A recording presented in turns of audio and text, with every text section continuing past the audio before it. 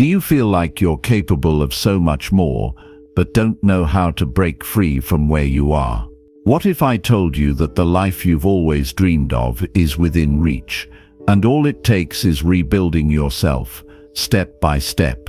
This book is your roadmap to success, a guide to creating the mindset, habits, and actions that will propel you forward. It's not about waiting for the right moment. It's about making every day count. Whether you're looking to level up in your career, improve your relationships, or simply live with more purpose, this book will give you the tools to start transforming your life today. Success isn't a destination, it's a journey, and it starts with you. Are you ready to rebuild yourself for the success you deserve? Let's get started. Chapter 1. Start with where you are. I want to begin with something incredibly important, something that could change everything for you if you truly understand it. You have to start with where you are. Look, I know it's tempting to look ahead. It's easy to think about the person you want to become or the life you want to live. And trust me, I'm all about setting big goals and creating a vision for the future. But if you skip this step, starting with where you are, you're setting yourself up for disappointment and frustration down the road. It's like trying to drive to a new city without knowing your starting point. You'll end up lost. And nothing is more frustrating than putting in effort and not knowing if you're going in the right direction.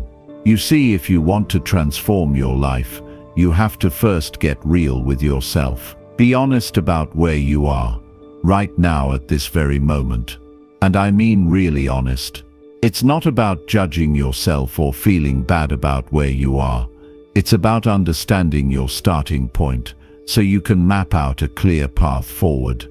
That's how you create lasting change, not by ignoring where you're at or pretending things are fine when they're not, but by facing reality head-on. I'm not talking about beating yourself up. That's not what this is. The key is this: when you can face where you are, with all its ups and downs, strengths and weaknesses, you can begin to make a plan to get where you want to go. And trust me, this is the only way forward. Think about it. How many times have you heard someone say, I'll get started when my schedule clears up. I'll get started when I have more money. I'll get started when I feel more confident. The problem with this kind of thinking is that it's all about waiting for things to line up perfectly before taking action. But here's the truth: things will never line up perfectly. That's not how life works. There's no magical moment when all the stars align. So if you keep waiting, you'll just keep waiting. And the years will slip by, and you'll find yourself in the exact same spot. The truth is, where you are right now is exactly where you need to start. No excuses, no waiting for the perfect time. Just a commitment to begin, right here, right now. But how do you do that? How do you start with where you are? It begins with something so simple, yet so powerful. You have to take a good hard look at your current reality. Really, get honest with yourself about where you stand in all areas of your life. Now, I know this can feel uncomfortable. We all like to think things are better than they are, or we push ourselves to believe we're doing better than we really are. But you can't improve what you're not willing to face. So if you want to move forward, the first step is to be real with yourself about what's working and what's not. Let's take a look at a few areas of your life that are worth considering: your career, your health, your relationships, and your finances. These are the main pillars that most of us focus on when we think about improving our lives. Start by asking yourself, how do I feel about my job? Are you fulfilled? Do you feel like you're growing and learning? Or are you simply going through the motions? Is your work energizing you, or is it draining you? Do you have the kind of career that excites you when you wake up in the morning, or do you dread the thought of going in? Getting honest about this is crucial, because your job isn't just where you spend your time. It's a big part of how you feel about yourself and your future. If you're stuck in a job that doesn't fulfill you, it's time to recognize that and make a change. Now let's talk about your health. How are you treating your body? Are you eating right? Exercising? Sleeping well? Or are you letting your health slip?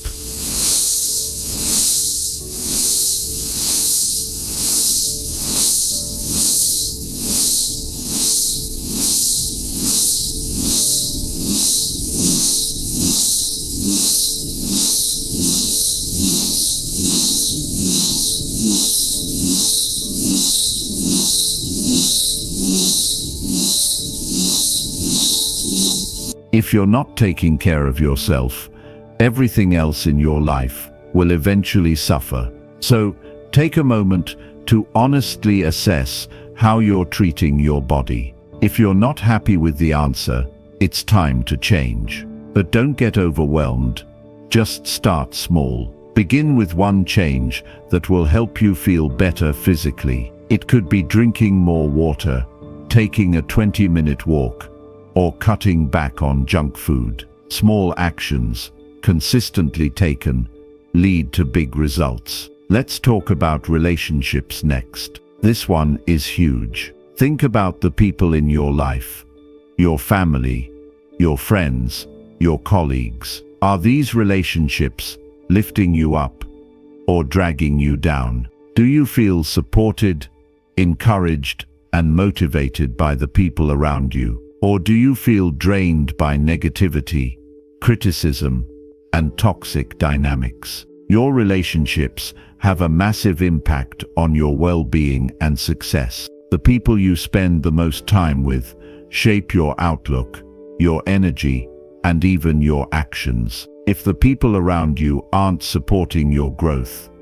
it's time to evaluate whether they belong in your circle. Surround yourself with those who inspire you, challenge you, and help you become the best version of yourself. And then, there's your finances. Money can be a tough topic to face, but it's important. If you're constantly stressed about money, or living paycheck to paycheck, it can feel like an anchor holding you down. I want you to get real with yourself about your financial situation. Are you saving for the future? Are you spending wisely?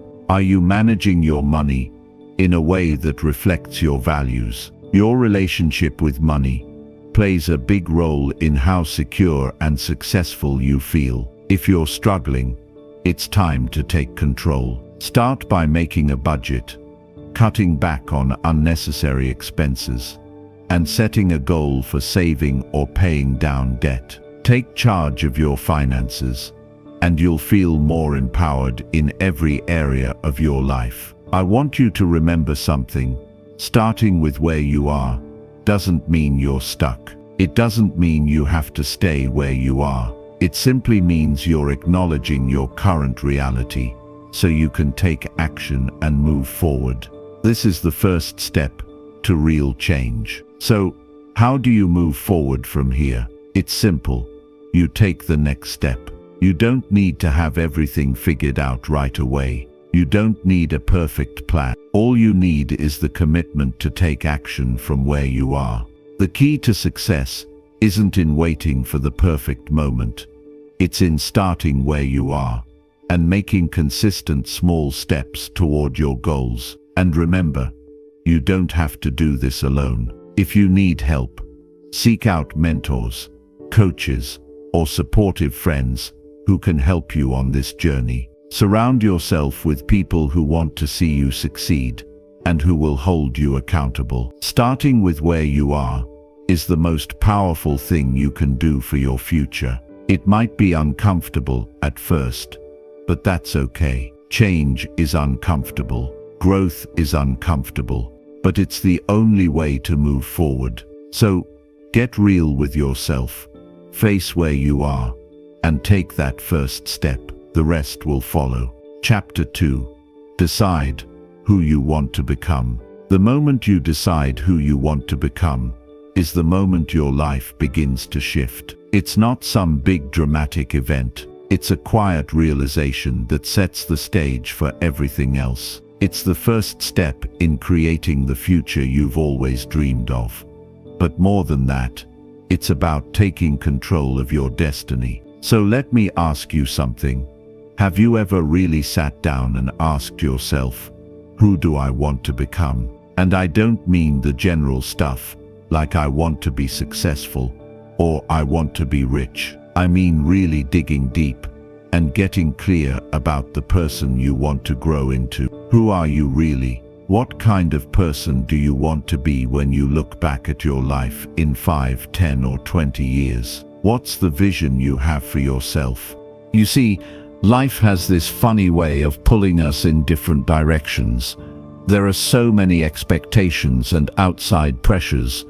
There's society telling you what you should do, your family telling you what you should be, and even your own self-doubt whispering, you can't do it. But when you take a moment to really ask yourself this question, who do I want to become? You step into a new kind of power. You move from being a passive observer in your own life to being the creator of your future. I get it. It's a big question, and sometimes it feels overwhelming. How do you even begin to answer it? How do you figure out who you truly want to be in a world full of noise and distractions? Well, it starts with getting quiet and giving yourself the space to think. For most of us, we spend so much time looking outward, we forget to look inward. We forget to take a moment and say, what does success actually look like for me? What does the ideal version of myself do every day? How do they speak? What do they think about? What kind of relationships do they have? What impact are they making in the world? These aren't easy questions to answer, but they are the foundation of everything that comes after. And here's the thing, you don't have to have it all figured out right away. I know it's easy to think that you need to have a step-by-step plan laid out, but that's not how this works. It's not about having every detail mapped out. It's about setting your intentions and knowing the general direction you want to go in. Think of it like setting a destination on a GPS. You don't need to know the exact route just yet. You just need to know where you're heading. When you can clearly define who you want to become, it gives you something to aim for. It provides clarity in moments of doubt, and it helps you make decisions with confidence. If you want to be a person who's successful in their career, for example, then you need to ask yourself what that looks like. Do they work 12-hour days? Do they focus on building relationships? Do they invest in learning new skills? The answer to that question is uniquely yours. But here's the catch. You can't just wish to become the person you want to be. You have to act in alignment with that vision every single day. You've probably heard people say, you are what you do every day. It's not just a catchy phrase, it's the truth. Every action you take, whether big or small, is shaping the person you're becoming. So I want you to think about this for a second. If you want to become a person who prioritizes health and fitness, are you taking steps every day toward that goal? Are you choosing healthier foods? Are you moving your body regularly? Are you getting enough sleep? These might seem like small decisions, but over time they add up to massive change. The same goes for your career, your relationships, and your finances. If you want to be financially independent, are you learning about money management? Are you cutting back on unnecessary spending? Are you taking steps to increase your income? Every single day is an opportunity to act in alignment with who you want to become. But it's not always easy, is it? Sometimes we get stuck in habits or patterns that don't serve us. We fall into routines that aren't in alignment with our goals, and we convince ourselves that this is just how things are. We make excuses. We procrastinate. We convince ourselves that we'll start tomorrow. But I'll tell you something, tomorrow is never promised. If you don't start today, you might never start. And the person you want to become, well, they'll stay just a dream. I know that might sound harsh, but it's the truth. And truth, even when it's uncomfortable, is what sets us free. Because when you face the reality that change needs to happen now, that's when you take your first step toward the future you want. Now let's talk about something that often gets in the way of people truly deciding who they want to become. Fear is a sneaky thing. It's easy to think that fear is only about being scared of big things like public speaking or starting a business. But fear shows up in so many other ways. It can look like doubt. It can look like procrastination. It can show up as perfectionism, where you feel like you have to get everything just right before you can start.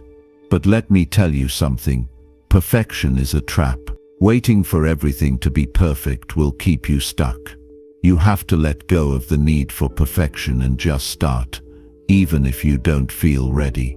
Because here's the truth, you will never feel completely ready. You will always have doubts, always have moments of uncertainty, but that's okay. It's normal. The key is to take action despite the fear. The people you admire, the ones who seem to have it all figured out, the ones who are living their dream life, they're not fearless. They've just learned to take action even when they feel afraid. They've decided who they want to become, and they show up every day as that person, even when it's hard. So, here's the challenge for you. Decide who you want to become. Don't wait for permission. Don't wait for the right moment. Don't wait for things to feel perfect. Just decide.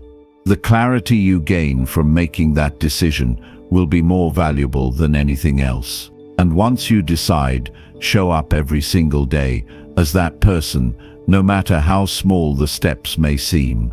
The process won't always be smooth. There will be bumps in the road, setbacks, and moments of doubt. But I promise you this, if you keep showing up, if you keep taking action, if you keep moving in the direction of who you want to become, you will eventually get there. It might take time, it might take hard work, but it will happen. The person you want to be is already inside of you. You just have to decide to bring them to the surface. And once you do, your life will start to transform in ways you never thought possible. So take that first step. Make the decision. Start today. Chapter 3. Make peace with your past. We all have a past. You do. I do. We all do. And while it's easy to think that where we've been doesn't matter, the truth is that it shapes who we are today. Sometimes it shapes us in ways we like, but often it can hold us back without us even realizing it. I know this might sound heavy, but I need you to hear this loud and clear. If you want to move forward in life, you've got to make peace with your past. Now, I'm not talking about pretending your past didn't happen or sweeping things under the rug. That's not peace, that's denial. Peace comes from accepting the past for what it is, acknowledging it, and letting go of the power it has over you. Only then can you step into the future with the kind of energy that brings real change. I get it. Some of your past might be painful.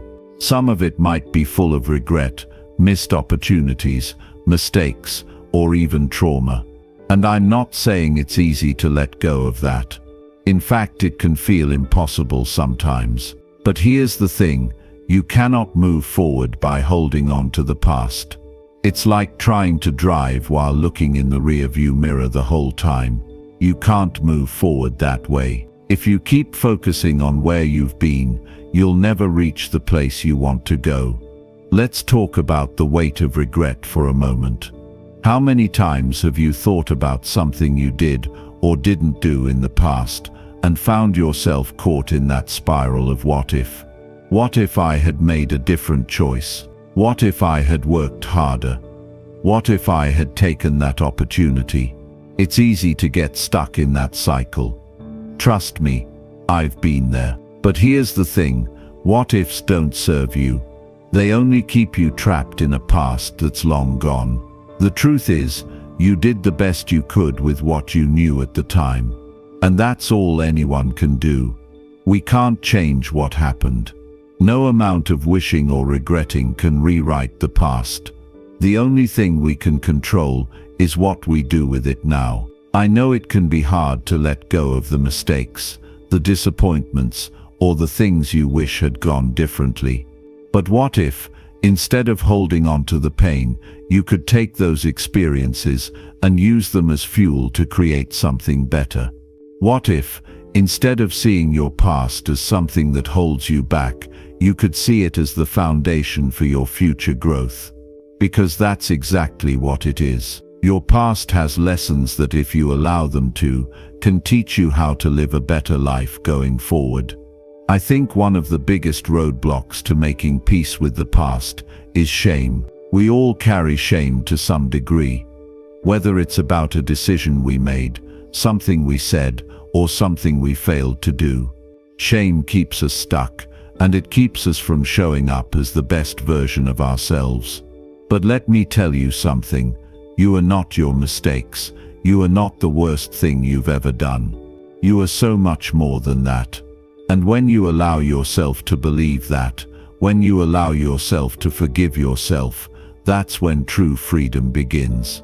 Forgiveness is key. And I'm not just talking about forgiving others, though that's important too. I'm talking about forgiving yourself. Because when you hold on to grudges against yourself, when you constantly remind yourself of all the things you could have done differently, you're living in a prison of your own making.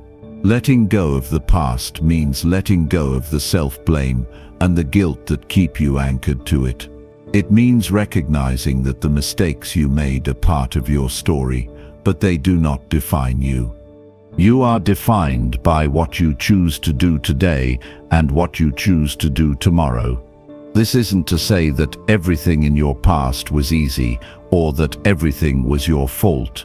Sometimes life deals us a difficult hand and we carry scars as a result.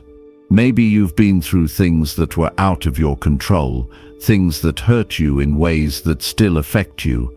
I'm not here to downplay your pain or tell you to just move on without giving yourself the time and space to heal. Healing takes time.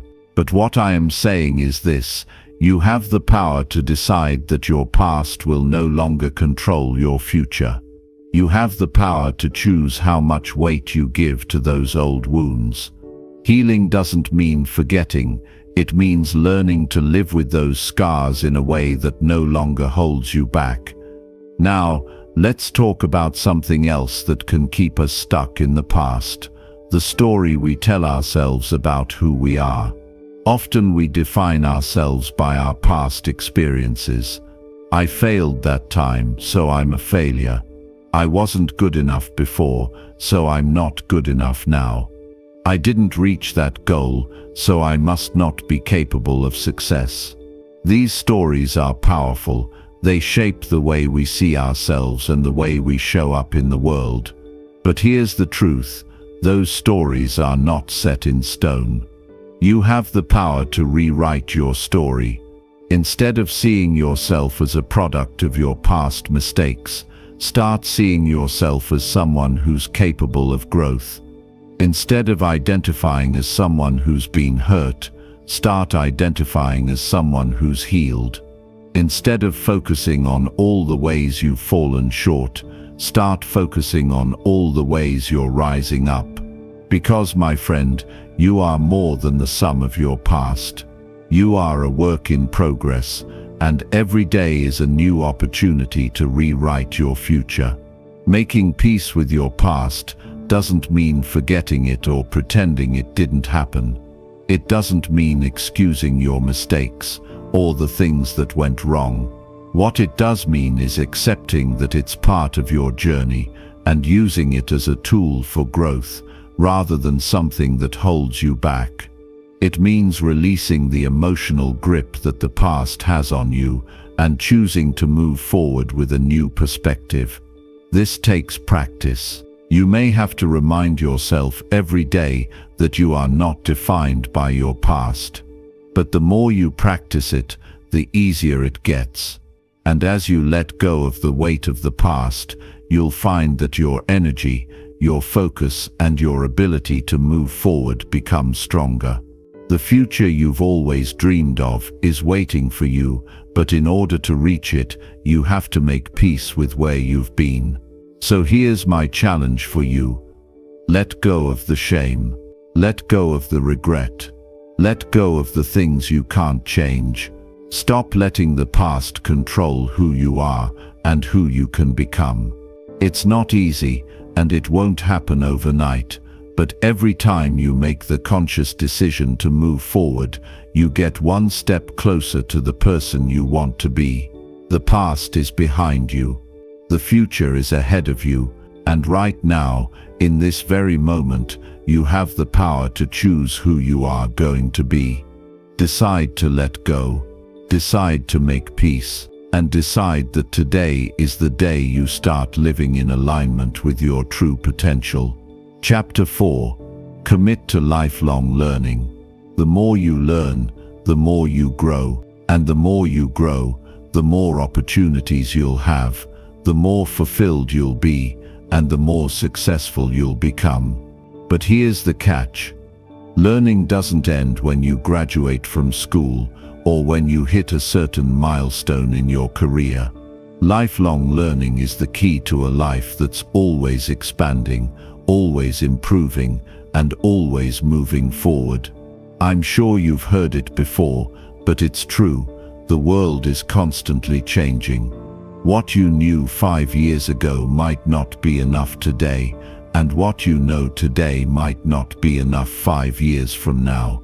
So if you want to stay ahead of the game, if you want to continue evolving and adapting, you've got to commit to learning for the rest of your life. It's not just about getting by, it's about getting better every single day. But here's where people often get stuck. They think learning only happens in a classroom or through formal education. They think learning is something that's reserved for a certain age or a certain stage in life. But let me tell you something, learning is for everyone at every stage, and it's a tool you can use to break through barriers, overcome challenges, and create the life you've always wanted. The truth is, the most successful people in the world aren't the ones who stop learning after they finish school. They're the ones who keep learning every single day. And this is what I want to challenge you to do. Make a commitment to lifelong learning and watch how it changes your life. Now I know you might be thinking, I'm too busy to learn right now. Or maybe you're saying, I don't have time for more education. I get it. Life is hectic. We're all juggling so many things. But let me ask you, how much time do you spend scrolling through social media, binge-watching TV shows, or doing things that don't help you grow? I'm not saying you need to cut out your relaxation time entirely, but what if you could replace just a small portion of that time with learning? What if, instead of watching the same show for the third time, you could pick up a book, listen to a podcast, or take an online course that will teach you something new? The best part about learning today is that there are no limits. You can learn almost anything from anywhere. You don't have to enroll in a traditional school or pay a fortune to get access to valuable knowledge. The internet is a goldmine of resources, and many of them are free. Whether it's a TED Talk, an audiobook, a webinar, or a course on YouTube, there's no excuse for not learning something new every day. And if you can't find it for free, there are plenty of affordable resources available that can help you level up in any area of your life. But here's where most people go wrong. They approach learning passively. They think they can just absorb information without putting it into practice.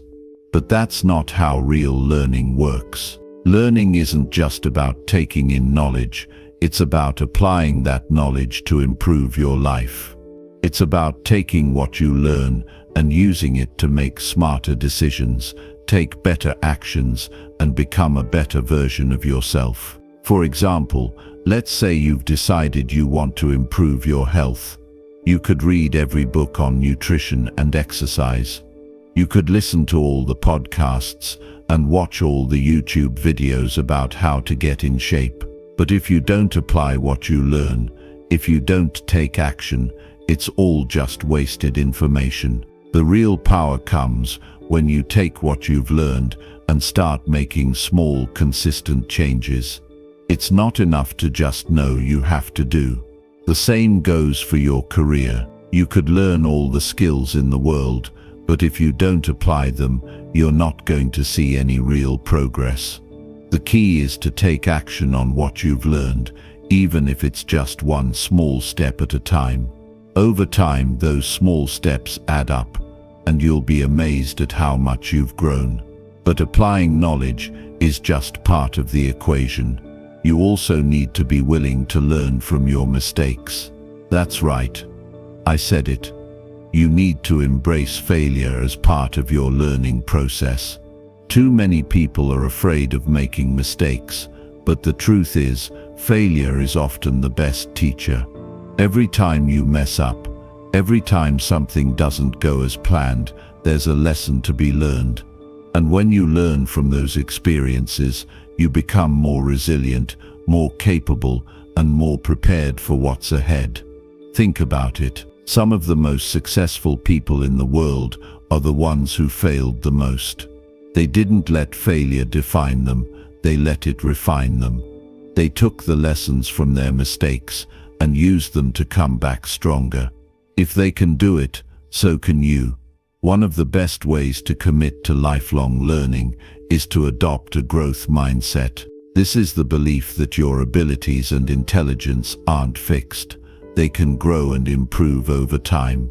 People with a growth mindset believe that effort and learning are key to success, and they embrace challenges rather than shy away from them. They understand that mistakes are part of the process, and they're willing to put in the work to improve.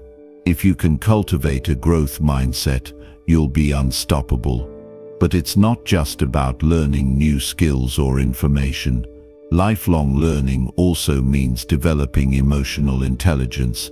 It means learning how to manage your emotions, how to relate to others, and how to build stronger, more meaningful relationships. It means learning how to handle stress, how to bounce back from setbacks, and how to stay focused on your goals.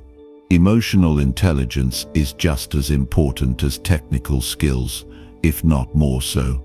If you want to build a successful life, you need to be able to handle yourself and your emotions in any situation.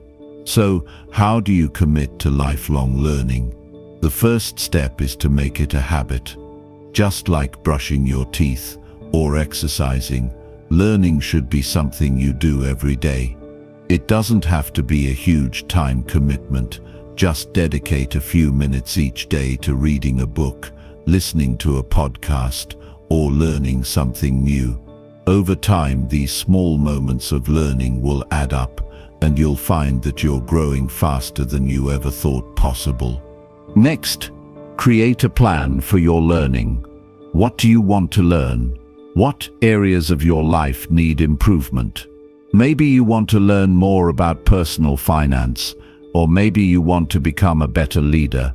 Whatever it is, make a plan to focus on it. Set specific goals for your learning and break those goals down into manageable steps. This will help you stay on track and ensure that you're always moving forward. And finally, surround yourself with people who value learning too. Seek out mentors, coaches, or friends who inspire you to keep growing. The people you spend the most time with will influence your mindset and your habits. So make sure you're surrounded by individuals who encourage you to keep learning and improving. Lifelong learning is one of the most powerful tools you can use to create the life you want. It's a commitment to your growth, your success, and your future. And the best part, the more you learn, the more you'll realize that there's always something new to discover. The world is full of endless opportunities for growth, and when you commit to lifelong learning, you'll never stop evolving. Chapter 5. Build your personal philosophy. There's one thing you need to realize if you're serious about success. Your personal philosophy is the foundation upon which everything else is built. It's the lens through which you see the world, the set of beliefs that guide your decisions, and the blueprint that shapes your actions.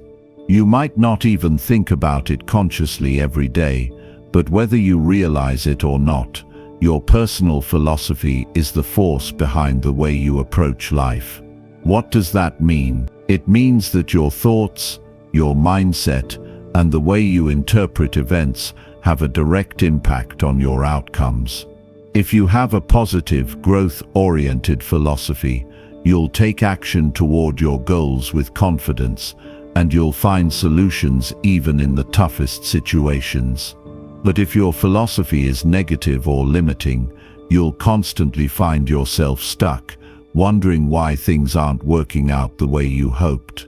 You see, your philosophy shapes the way you behave, which in turn determines what you achieve. So, if you want to change your life, you need to change your philosophy. You need to make sure that your beliefs are aligned with the life you want to create. If you don't know where to start, don't worry. I'm going to walk you through how to build a solid personal philosophy that will support you on your journey to success. The first thing to understand is that your personal philosophy is something you create. It's not handed to you by anyone else, and it's not something that's fixed forever. It evolves as you grow, learn, and experience life. But here's the key: you get to decide what it is.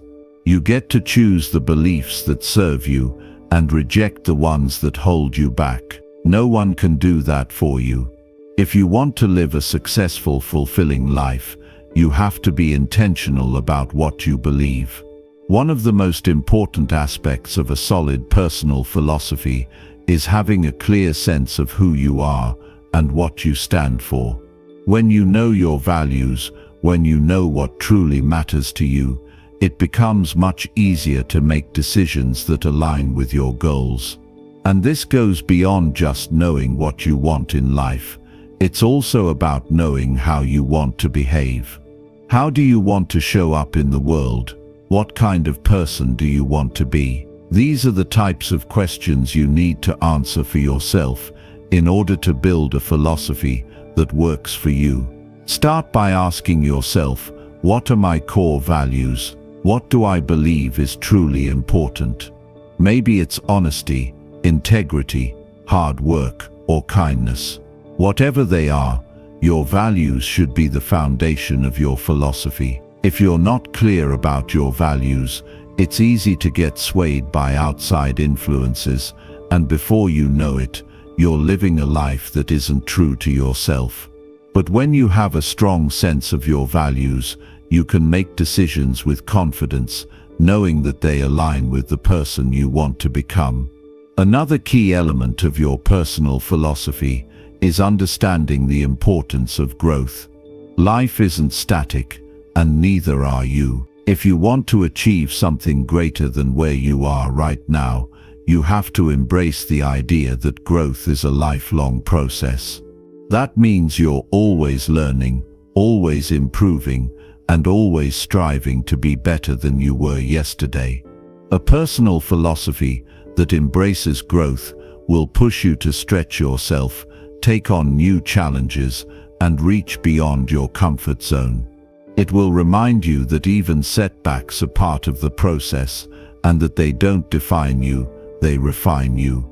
Now, I know some people get caught up in the idea of perfection. They think they need to have everything figured out before they can take action. But that's a trap. Perfection is an illusion. No one ever reaches a point where they know everything or have everything under control. Success isn't about being perfect.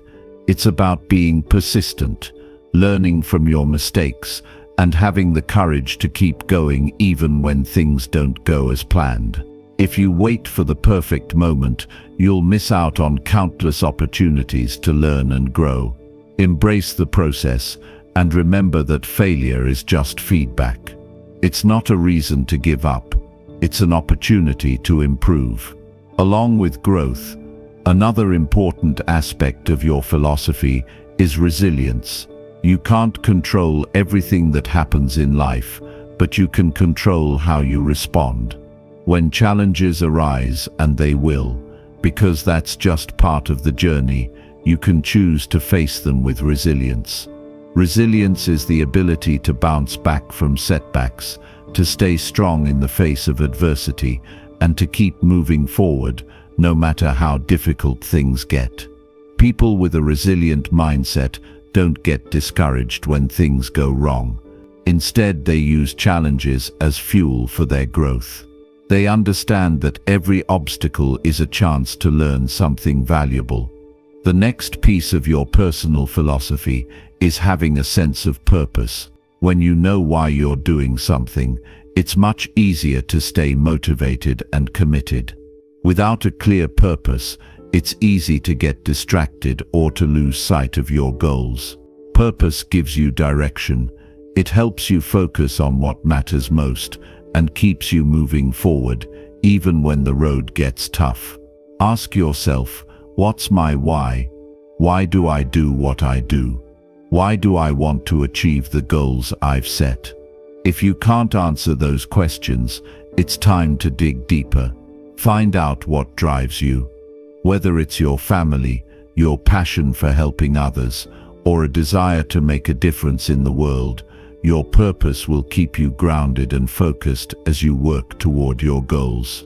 When it comes to success, it's easy to get caught up in external measures, money, status, recognition, and so on. But the most fulfilling success comes from knowing that you've lived in alignment with your values and purpose. That's the kind of success that truly lasts. Another key component of your personal philosophy is taking responsibility for your life. This is huge. Many people like to blame others or circumstances for their problems, but that kind of thinking will never lead to real success. If you want to take control of your life and create the future you want, you need to take full responsibility for your actions and decisions. This doesn't mean you're responsible for everything that happens to you. Sometimes life throws curveballs that are out of your control. But it does mean that you are responsible for how you react to those circumstances. You have the power to choose how you respond to challenges, how you learn from mistakes, and how you move forward. If you want to change your life, you've got to take ownership. You've got to own your choices, your habits, your actions, and your results. The moment you take responsibility is the moment you start making real progress. Finally, your personal philosophy should include a commitment to adding value to the lives of others. Success is not just about what you achieve for yourself, it's also about what you contribute to the world around you. When you focus on adding value, whether it's through your work, your relationships, or your community, you create a ripple effect that can change lives. What can you give to the world? What can you do to make someone's life better? These are the questions you should be asking yourself every day. If you focus on service, on making a positive impact, the rewards will come, not just in the form of money or recognition, but in the form of fulfillment, purpose, and satisfaction. Building a strong personal philosophy takes time and effort, but it's one of the most important things you can do for yourself. It's the foundation upon which all your goals and dreams are built. So take a moment to think about what you believe, what you value, and who you want to become. Be intentional about crafting a philosophy that supports the life you want to create, and then start living it every day. The more you live by your philosophy, the more natural it will become, and the more you'll find that success isn't just a distant dream, it's the result of the way you choose to live. Chapter 6. Set goals that truly matter. When it comes to achieving success, one of the most powerful tools you can have is a clear, well-defined goal. But here's the thing, goals are not just a random collection of wishes or ideas. A goal is a destination, a marker that tells you exactly where you want to go, and more importantly, why you want to get there. So many people wander through life, unsure of what they truly want or what they're really working toward. They live day by day, responding to whatever comes their way, without any clear vision of the future. If you want to change that, if you want to take charge of your life and steer it in the direction of success, you need to learn how to set goals that truly matter. Now, I'm not talking about the usual kind of goals people set around New Year's or after they hear someone else talk about them. I'm talking about meaningful, deeply personal goals, goals that inspire you, that challenge you, and that excite you.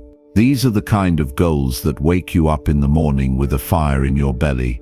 These are the goals that when you look at them you say, yes, that's worth fighting for. Because when your goals truly matter, they become a driving force that pushes you forward even when things get tough. And let's be real, things will get tough. Life will test you, but when you have a goal that aligns with your purpose, with your deepest desires, you'll have the strength to push through, to persevere, and to keep moving toward that destination, no matter the obstacles. So the first thing you need to understand when setting goals is that they need to be personal. It's easy to get caught up in what other people want or think you should want. Maybe you've heard someone talk about their own goals, and you think, well, that sounds good. I should make that my goal too. But that's not how it works. You can't live someone else's dream. Your goals need to reflect who you are, what you care about, and what you truly want to accomplish in life. You need to look deep within yourself and ask, what do I want? What is it that would bring me fulfillment, satisfaction, and joy? It's not just about money, status, or recognition. Sure, those things can be part of your journey, but they shouldn't be the end-all be-all. When you set a goal that speaks to your soul, one that aligns with your values and your purpose, it changes everything. You'll feel a sense of clarity and focus like never before. Everything you do will be in service of that goal. Every decision you make, every step you take, will be moving you closer to that vision you've created for yourself. That's the kind of goal I'm talking about. A goal that gives you a reason to wake up every day and push yourself to be better, to do better, to live better. But how do you know what kind of goal to set? How do you figure out what matters most to you? It starts with taking a good hard look at your life as it is right now. What are you happy with? What are you not happy with? What do you want to change? It's important to be brutally honest with yourself here. This is not about judging yourself. It's about identifying the areas of your life where you're feeling stuck, unfulfilled, or dissatisfied. When you can clearly see what's missing or what you want to improve, that's where the magic happens. That's where you'll start to uncover your true desires. You can also ask yourself some powerful questions to help guide you toward the right goal. For example, what do I want to be known for? What kind of impact do I want to have on the world? What would my ideal life look like if there were no limitations? These types of questions will help you dig deeper and discover what truly matters to you. You might find that your goals don't look like everyone else's, and that's okay. In fact, that's exactly what you want. Your goals should be unique to you, not some cookie-cutter version of what someone else thinks success looks like. Once you've identified your goals, The next step is to make them specific and clear. A vague goal like "I want to be successful" is not enough. What does success mean to you? Is it financial freedom? Is it running your own business? Is it being able to spend more time with your family? The clearer you are about what success looks like for you, the easier it will be to create a plan to get there. You need to break down your big goals into smaller, more manageable steps. These smaller goals act as stepping stones, guiding you toward your ultimate destination. Without a clear roadmap, you'll find yourself wandering aimlessly, unsure of where to go next. One of the best tools for goal setting is the SMART framework. SMART stands for specific, measurable, achievable, relevant, and time-bound. Let me break it down for you. When you set a specific goal, you're clearly defining what you want to achieve. It's not just a vague wish, it's a concrete, defined objective. When you make your goal measurable, you create a way to track your progress. How will you know when you've reached your goal? What metrics will tell you that you're getting closer? Achievability means setting a goal that is realistic, given your current resources, skills, and circumstances. That doesn't mean you should aim low. It means your goal should stretch you, but not so far that it feels completely out of reach. Relevance is about ensuring that your goal aligns with your values and your long-term vision. And finally, time-bound means setting a deadline for your goal. Without a deadline, it's easy to keep pushing it off and never actually take action. With this framework, you can take any big, lofty goal and break it down into manageable, actionable steps. It brings clarity, it brings focus, and most importantly, it helps you take action. And let's talk about that for a moment. Because the truth is, it's easy to get excited about a goal when you first set it. You feel motivated, inspired, and ready to take on the world. But motivation alone won't get you there. The real work comes when you've set your goal, and now you have to show up and put in the effort every day. That's when your true character is revealed. That's when discipline becomes your best friend. If you want to achieve something truly great, you have to be willing to work for it, day in and day out. This is where many people falter. They start strong, but when the going gets tough, they back off. They lose focus, they get distracted, and they wonder why they're not making progress. The key is consistency. It's not about doing everything perfectly. It's about showing up every single day, doing the work, and staying committed to your goal. Even on the days when you don't feel like it. Even on the days when it feels like nothing is going your way. Keep going. Keep working. Because every small step you take is bringing you closer to your goal. And don't forget to celebrate the small wins along the way. This is so important. When you set a big goal, it can sometimes feel like it's impossible to reach. But if you take the time to celebrate the small victories, the little steps forward, you'll stay motivated and energized. It's those small wins that build momentum, and before you know it, you'll look back and realize just how far you've come. You'll see how all those little actions added up to something big. Remember, the road to success is not always a straight line. There will be setbacks. There will be times when you fail. There will be moments when you feel like giving up. But that's all part of the journey. The key is to stay focused on your goal and to keep pushing forward, no matter what. If you can do that, you will eventually reach your destination. The final thing I want to leave you with is this. Setting goals is not a one-time event. It's an ongoing process. Your goals will evolve over time. You'll outgrow some of them, and new ones will emerge. But as long as you stay true to yourself and continue setting goals that matter to you, you'll keep growing, you'll keep improving, and you'll keep moving closer to the life you've always dreamed of. Your goals are not just dreams. They are the map that guides you to your success.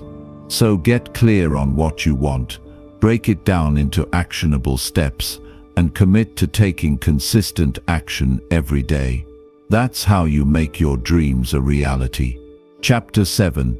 Harness the power of habits. If you've ever taken a look at someone successful, whether it's someone you admire personally, someone in your professional life, or even a public figure you've never met, you might notice something that they all have in common. They're incredibly consistent, and this consistency doesn't happen by accident. It's not like they wake up every day feeling motivated and just naturally make great decisions. No, consistency is the product of a habit. In fact, it's their habits, their daily routines, that drive them to success more than any fleeting burst of motivation ever could. The thing about habits is that they're simple. They're not complicated or difficult to understand, but they are incredibly powerful. Habits are the small actions we take over and over again that shape who we are and what we achieve. And the good news is, habits are not reserved for a select few. You can create them, change them, and transform your life through them. But it all starts with understanding how habits work and then putting in the effort to build the right ones. If you look closely at your life, you'll realize that you already have a set of habits.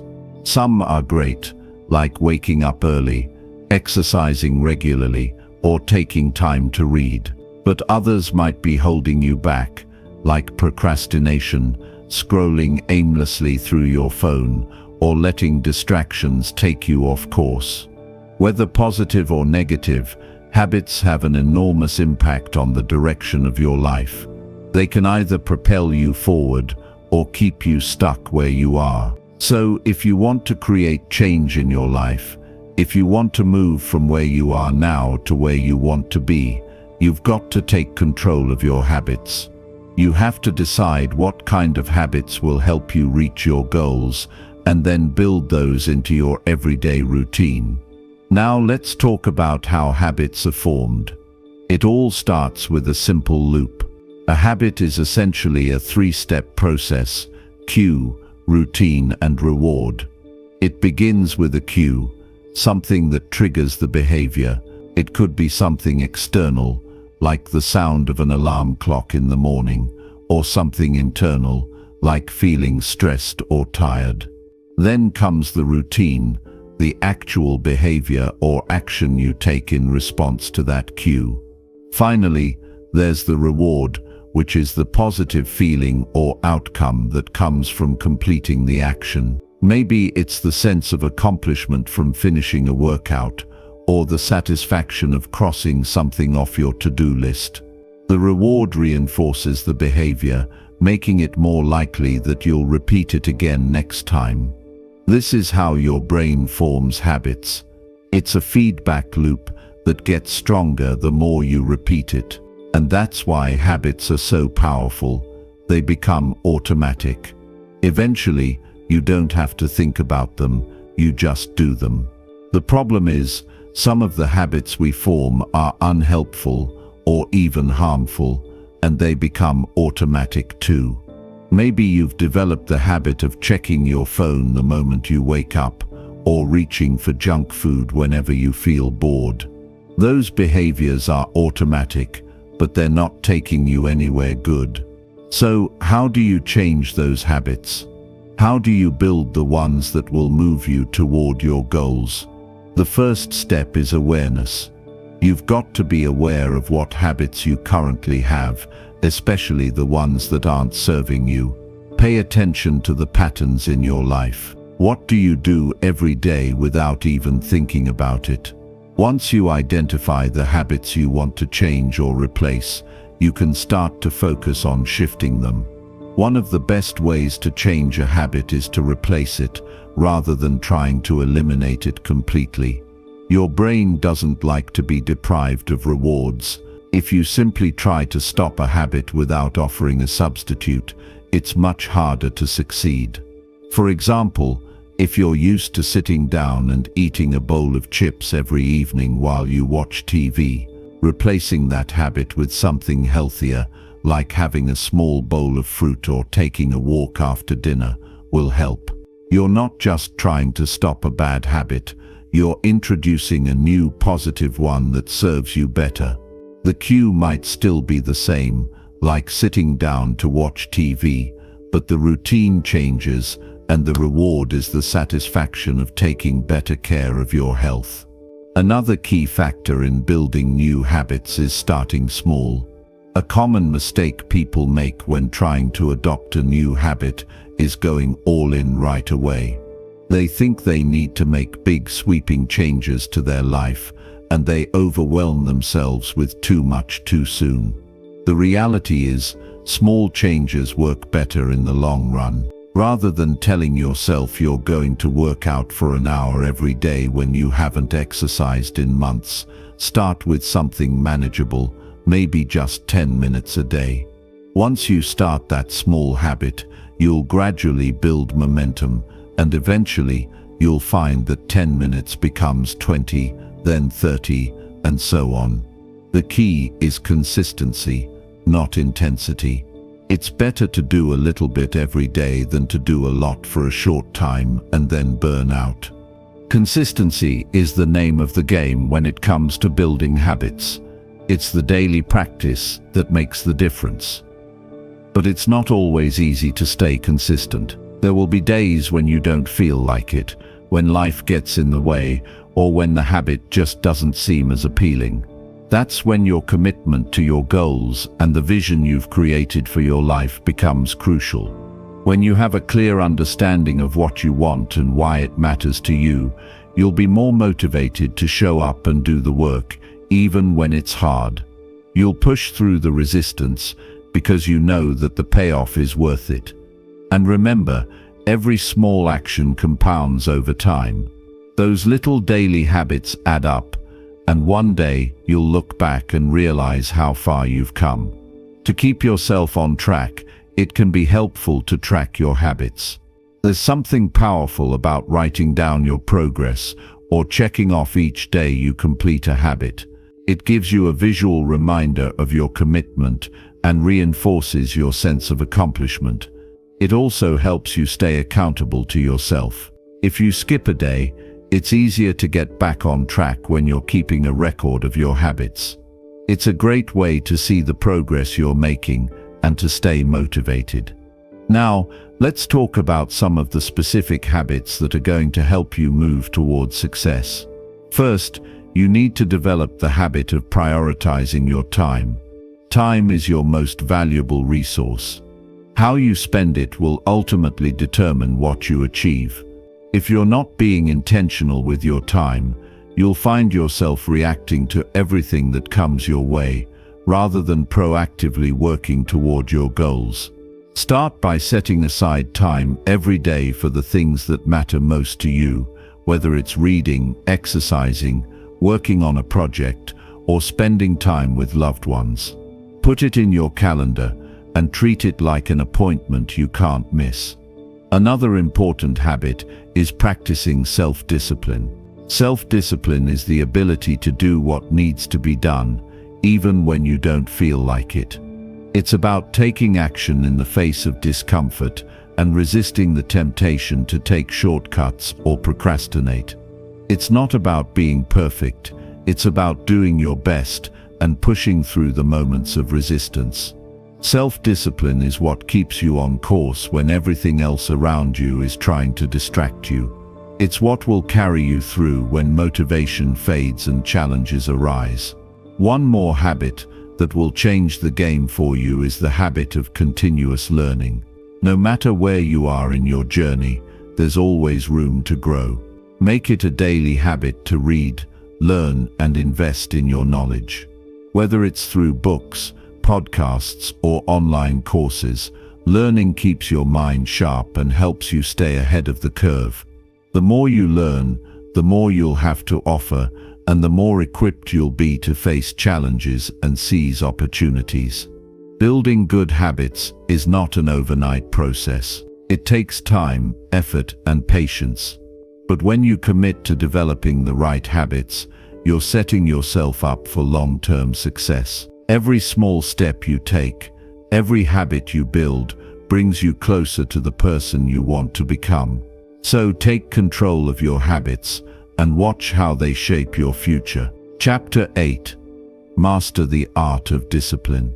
It's no secret that life can throw us curveballs. It doesn't matter how prepared we think we are, how hard we try, or how much we plan. Things will go wrong, we'll face setbacks, and obstacles will appear when we least expect them. And when that happens, it's easy to let our emotions get the best of us. We might get frustrated, discouraged, or even give up. But here's the truth. The difference between people who find success and those who don't often comes down to one thing: discipline. Discipline is that invisible force that drives you to push through the tough times, the difficult moments when you feel like quitting. It's what separates the dreamers from the achievers. But discipline is not something you're born with. It's a skill that must be developed, nurtured, and practiced every day. It's about doing the right things, even when you don't feel like it. It's the ability to stay focused on your goals, despite the distractions and challenges that come your way. Now, I know what you might be thinking. I'm just not disciplined. I have good intentions, but when it comes to actually following through, I struggle. Believe me, you're not alone. We've all been there. The good news is, discipline isn't something that's reserved for a select few. It's something that anyone can learn and build over time.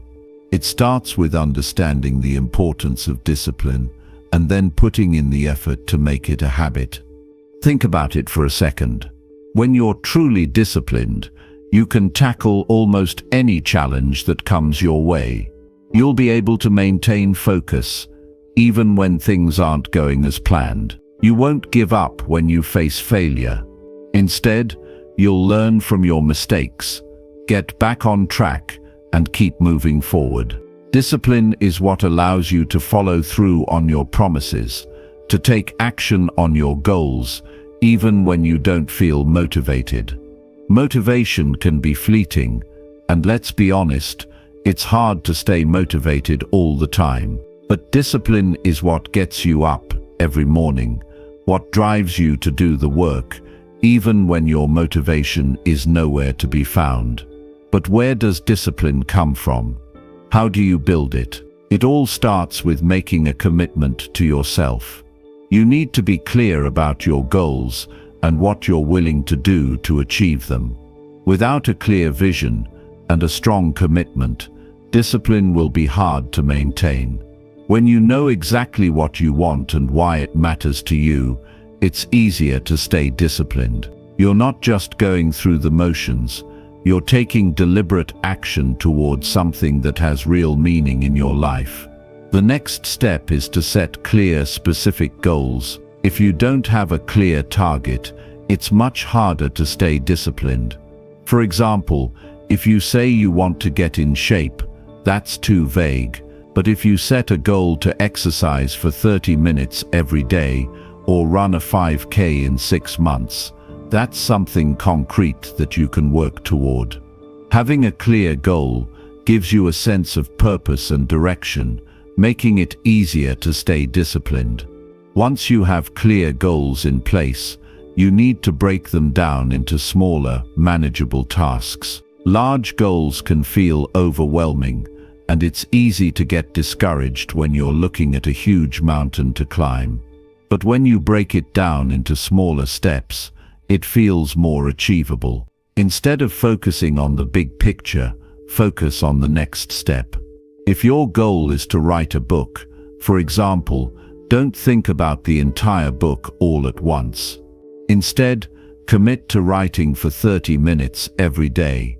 That's something you can control, and over time, those 30-minute writing sessions will add up, and you'll find yourself making significant progress toward your goal. One of the most important things to understand about discipline is that it's about consistency, not perfection. It's easy to get caught up in the idea that we have to do everything perfectly, but that's not the point. What matters is showing up every day and doing the work, even when it's hard or when you don't feel like it. Perfection is overrated. Consistency, on the other hand, is key. You don't have to be perfect to be disciplined. You just have to keep going, day after day, even when it feels like you're not making progress. The compound effect of small, consistent actions over time is what leads to real success. But let's get real for a moment. Staying disciplined is not always easy. There will be days when you don't want to do the work. You'll face distractions, temptations, and setbacks. Life will get in the way, and it will be tempting to put things off or quit altogether. So how do you keep going when things get tough? One of the most powerful ways to stay disciplined is to create a routine. A routine takes the decision-making out of the equation. When you have a set schedule and specific actions that you take every day, it becomes easier to stay disciplined. Your routine is like a roadmap that guides you through your day, so you don't have to waste mental energy figuring out what to do next. When your routine is in place, discipline becomes automatic. You don't have to think about it, you just do it. Start by identifying the most important habits that will help you achieve your goals. These could be things like exercising every morning, spending time learning and growing, or working on your most important projects. Once you've identified those habits, make them non-negotiable. Build them into your routine and commit to doing them every single day. When you stick to your routine, you're training your mind and body to be disciplined, and over time, it becomes second nature. Another important factor in maintaining discipline is accountability. It's easy to let ourselves off the hook, especially when no one is watching. But when you make a commitment to someone else, whether it's a friend, a mentor, or even a coach, you're more likely to follow through. Accountability helps keep you on track and gives you an added layer of motivation. When you know that someone else is counting on you, you'll be less likely to procrastinate or make excuses. The simple act of telling someone about your goals and progress can make all the difference in staying disciplined. And here's something to remember. Discipline isn't about being harsh with yourself. It's about being kind and understanding when you fall short. You're going to slip up from time to time, and that's okay. The key is to not let those slip-ups derail you. Instead, view them as part of the process. Learn from them, adjust your approach, and keep going. Be gentle with yourself and focus on the progress you're making, rather than beating yourself up for the setbacks.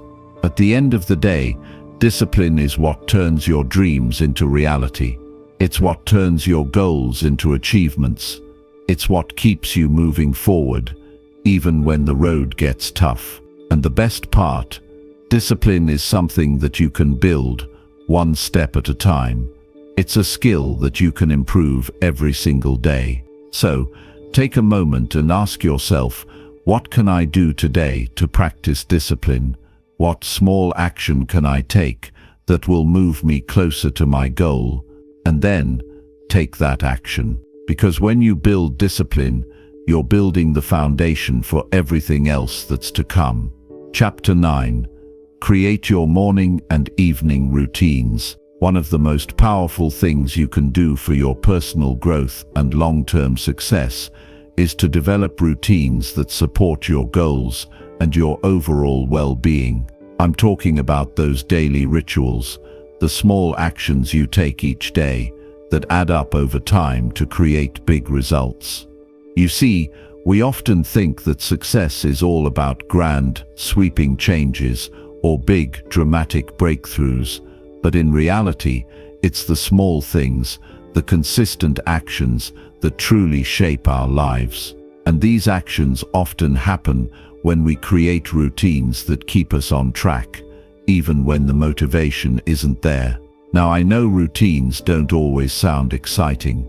They can feel a little mundane, repetitive even, And let's face it, who really likes to follow a rigid schedule every single day? But here's the thing, routines aren't about doing the same thing over and over because you have to. They're about doing things that set you up for success in the long run. Routines take the guesswork out of your day and help you focus on what really matters. They give you structure, but more importantly, they help you use your time wisely. You don't waste energy trying to figure out what you're supposed to do next, and that frees you up to be more productive and focused on the tasks that are going to move you closer to your goals. Take a moment to think about how you start your day.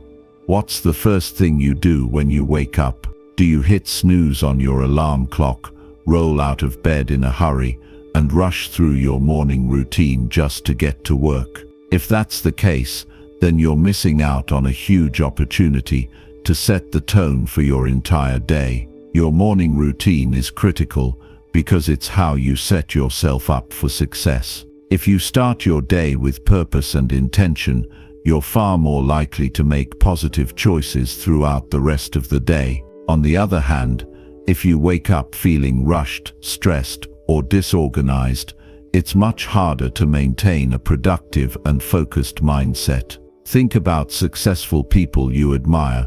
One thing they likely all have in common is a strong morning routine. They wake up early, they take time to care for themselves, and they get themselves mentally prepared for the day ahead. A great morning routine doesn't have to be complicated. It can be as simple as waking up 30 minutes earlier to do something that fuels your body and mind. Maybe you start with a short workout to get your blood flowing, followed by a healthy breakfast and some quiet time to read or journal. You might meditate, practice gratitude, or even visualize the day ahead. The key is to do something that centers you, that sets you up to tackle whatever challenges come your way. But it's not just your mornings that matter. Your evenings are just as important, because the way you wind down your day can have a profound impact on how well you sleep. And sleep is essential for your physical and mental health. If you don't prioritize rest and recovery, you'll quickly find yourself running on empty, struggling to keep up with everything you need to do. A strong evening routine helps you unwind, let go of the day's stresses, and get the rest you need to show up as your best self the next day. Think about your current evening routine. Do you find yourself scrolling through social media or watching TV until the last minute, only to crash into bed exhausted? If that sounds familiar, it's time to make some changes. A good evening routine should allow you to relax and transition from your busy day into a peaceful night of rest. Maybe it's as simple as turning off all electronics an hour before bed, dimming the lights, and reading a book or practicing some deep breathing exercises. You want to create an environment that tells your mind and body it's time to slow down. The better you sleep, the more energy and focus you'll have when you wake up the next morning. But let's dive a little deeper into why routines are so powerful. It all comes down to the way our brains work. When we repeat certain actions over and over, they become automatic.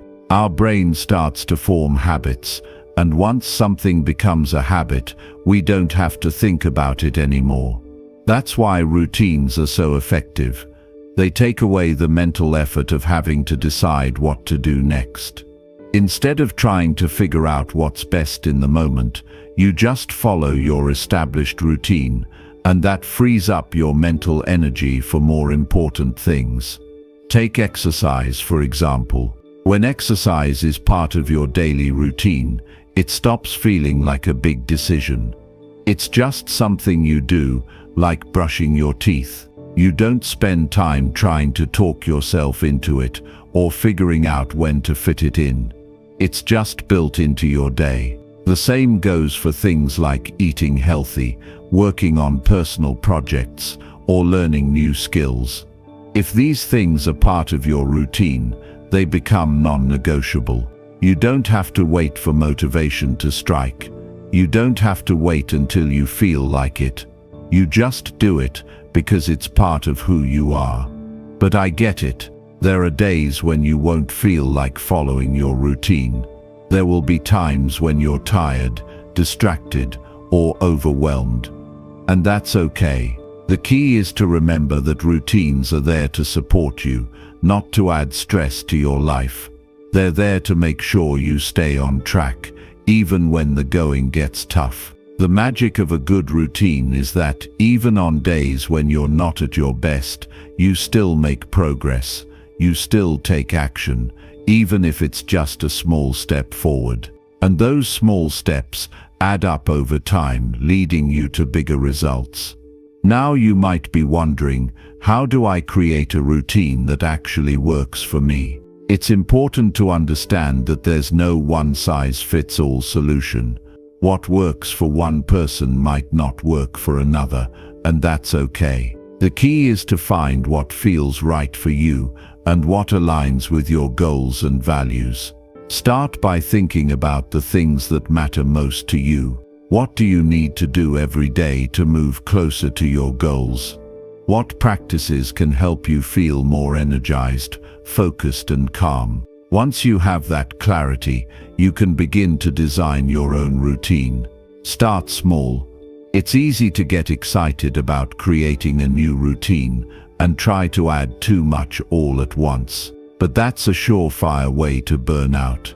Begin with 1 or 2 key actions that you can commit to every day and gradually build from there. For example, you might start by committing to a 10-minute morning workout and then add in a few minutes of journaling or meditation. Over time, as you get more comfortable with your routine, you can add new elements and expand it. The key is consistency. The more consistently you practice your routine, the more ingrained it becomes, and the easier it is to maintain. As you develop your routine, be sure to make time for self-care and rest. It's easy to get caught up in the hustle and bustle of daily life, but if you're constantly running on empty, you won't be able to give your best. Prioritize your physical and mental well-being by incorporating activities that recharge you. This could be something as simple as taking a walk outside, spending time with loved ones, or engaging in a creative hobby. Make sure your routine supports your overall health and happiness, because success isn't just about productivity, it's about living a balanced, fulfilling life. In the end, routines are powerful tools that can help you stay on track, maintain focus, and achieve your goals. They give you structure and consistency, but they also provide space for growth and self-care. When you build routines that support your well-being and align with your aspirations, you set yourself up for long-term success. So ask yourself, what routines can I start implementing today that will bring me closer to the person I want to be tomorrow? The answer lies in the small actions you take today, and over time, they'll shape the future you're striving toward. Chapter 10. Overcome fear with action. You've probably heard the saying, fear is the enemy of progress. And it's true, fear can stop us dead in our tracks. It can convince us that we're not good enough, smart enough, or capable enough to go after what we want in life. Fear has a way of keeping us small, keeping us safe in our comfort zones where nothing changes and nothing grows. But here's the catch. Staying in that comfort zone is a surefire way to keep yourself from ever achieving greatness. The longer you let fear control you, the more it holds you back from realizing your full potential. The truth is, fear will always be a part of the journey. It doesn't matter how successful or experienced you are, fear never really goes away. It changes forms, sure, but it's always lurking in the background, waiting for the right moment to step forward. The key isn't to get rid of fear entirely. That's unrealistic. The key is to learn how to face your fears head-on and keep moving forward anyway. Fear might knock on your door, but that doesn't mean you have to let it in. Overcoming fear is not a one-time thing. It's something you'll have to do again and again. Each time you step up to the plate and take action despite feeling afraid, you get a little stronger, a little braver, and a little more confident. It's a skill you can develop over time, and just like any skill, it requires practice. I know that sounds a little easier said than done. When fear is standing in front of you, it can feel overwhelming. It might keep you up at night, telling you that you're not ready, that you'll fail, or that it's better to stay where you are than risk the unknown. Fear can be loud and convincing, and sometimes it's hard to hear anything else over its deafening voice. But here's something important to remember. The voice of fear is not the voice of truth. Fear is based on what-ifs. It's rooted in our imagination, often projecting outcomes that haven't even happened yet. It's a voice that's trying to protect you, yes, but it's also trying to keep you stuck in the past, in what's comfortable and familiar. It's not serving you. So how do you start to silence that voice and take action despite the fear? First, you need to understand that fear isn't something that's going to go away just because you ignore it. It's a part of the process, but fear can only control you if you allow it to. The next time fear rears its ugly head, instead of trying to get rid of it, acknowledge it. Look at it. See it for what it is, a temporary feeling that has no power unless you give it power. Just because you feel fear doesn't mean you can't act. In fact, the most successful people you admire have probably felt fear many times along their journeys. What set them apart wasn't the absence of fear, but their ability to take action anyway. One thing that really helps when you're feeling afraid is to break things down. The bigger the task or the challenge, the more intimidating it can seem. But if you focus on the entire mountain ahead, it's easy to become paralyzed by the size of it. The key is to focus on the next step, not the whole mountain. Ask yourself, what's one small action I can take right now to move forward? The moment you take that first step, you begin to build momentum, and the fear starts to lose its grip on you. The more steps you take, the easier it becomes to keep going, because each step proves that you're capable, that the fear doesn't have to stop you. Another powerful tool for overcoming fear is to reframe your thoughts. A lot of times, we get so caught up in our fears that we forget to look at the bigger picture. We blow things out of proportion, thinking that if we fail, it's the end of the world. But failure is not fatal, it's part of the process. Every successful person has failed countless times before reaching their goals. What makes them successful isn't that they never failed, it's that they didn't let failure stop them. They saw each setback as an opportunity to learn and grow, not as a reason to quit. You can reframe your fear by changing the way you look at failure. Instead of seeing it as something to avoid, start seeing it as a lesson. What can you learn from this experience? What can you do differently next time? When you reframe failure in this way, it takes the pressure off. You realize that it's not about being perfect, it's about learning and improving along the way. Fear of failure often comes from the belief that you have to be perfect or have everything figured out before you take action. But that's not true. In fact, it's often the messy, imperfect steps that lead to the greatest growth. Another important aspect of overcoming fear is understanding the role of discomfort in personal growth. Think about it. Nothing that's worth having ever comes without some level of discomfort. Whether it's the discomfort of trying something new, the discomfort of stepping out of your comfort zone, or the discomfort of pushing through challenges, discomfort is a sign that you're growing. It's easy to want to avoid discomfort because it doesn't feel good, but that's where the magic happens. The most successful people in life didn't achieve their success by staying comfortable. They pushed through the discomfort and came out stronger on the other side. So instead of running from discomfort, start embracing it. Start seeing it as a signal that you're on the right track, that you're moving toward something greater. One of the best ways to deal with fear is to take action, no matter how small the action might seem. The longer you wait, the more time you give fear to grow stronger. But the moment you take that first step, you're sending a message to your brain that you're in control. Action has a powerful way of quieting fear. The more you take action, the less power fear has over you. Even if you don't feel fully confident, even if you don't have all the answers, taking action helps you build trust in yourself. You start to realize that you can handle whatever comes your way, that you are capable of figuring things out as you go. Fear will never fully go away, but that's okay. It doesn't have to. What matters is that you don't let it control you. You don't have to wait for the fear to disappear before you take action. In fact, the best time to act is when you're feeling afraid, because it means you're pushing yourself to grow.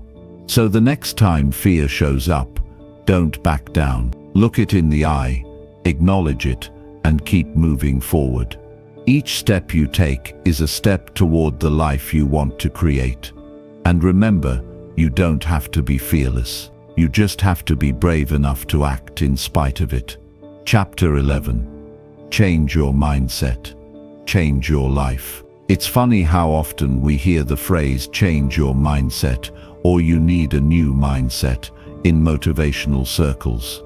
It's like everyone's always telling you that if you just think differently, everything will fall into place. But here's the truth. It's not as simple as just flipping a switch. Changing your mindset is not some magical one-time event that's going to happen overnight. It's a process, and it requires time, effort, and a lot of intentional work on your part. But, and this is important, it's absolutely one of the most powerful things you can do if you want to transform your life. Our mindset shapes everything about us, how we view the world, how we approach challenges, how we react to setbacks, and even how we see ourselves. If your mindset is fixed, you'll find it incredibly difficult to make meaningful changes in your life. If your mindset is one of growth, however, you open up a world of possibilities. This is the difference between feeling stuck and feeling empowered.